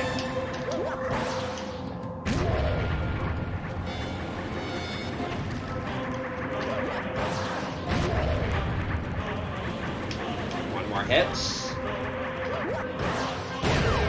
Alright. So now time is actually going to be coming up. It is going to be when I touch the Grand Star, which will be in a little under 50 seconds from now. So this is looking to be a mid 303, which is a little below average for no resets for me, but not a horrible run overall, I suppose. So again, this is, I'm going to take this time to plug something real quickly. There is a Galaxy 2 Any% tournament going on. It's open to people of all skill levels, so if you want to join, signups close on September 7th. And it should be really fun. A lot of people have joined, and it's going to be a really, really exciting tournament, for sure.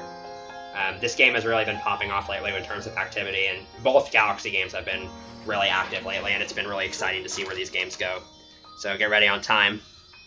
And I'll say what my final time is afterwards. And time. So my timer says 3:03:34. That's a decent time. you know what? I'll be happy with that, even with all the unfortunate things that happened this run that didn't normally happen. Not too bad overall. GG on an awesome run. Thank you. So, if you want to learn this game, or either of the Galaxy games, even if you're daunted by their length, you should join the Super Mario Galaxy Discord. We also have a bunch of resources, like Mutant Abyss or Claire has a beginner example run that's a 316, and that does mostly beginner-friendly strats. I have a playlist of tutorials for some of the harder levels and tricks in this run, and we are currently working on a guide and for players to get into for those who are visual learners who enjoy reading. And check us out. There's plenty of other great Galaxy runners, and check the tournament out. Sign up if you wish to get good enough, obviously. And that'll be it for me. So I will throw it on over to the host and enjoy Peeking Boo playing SM64 with a dance pad. Thank you so much. You are welcome.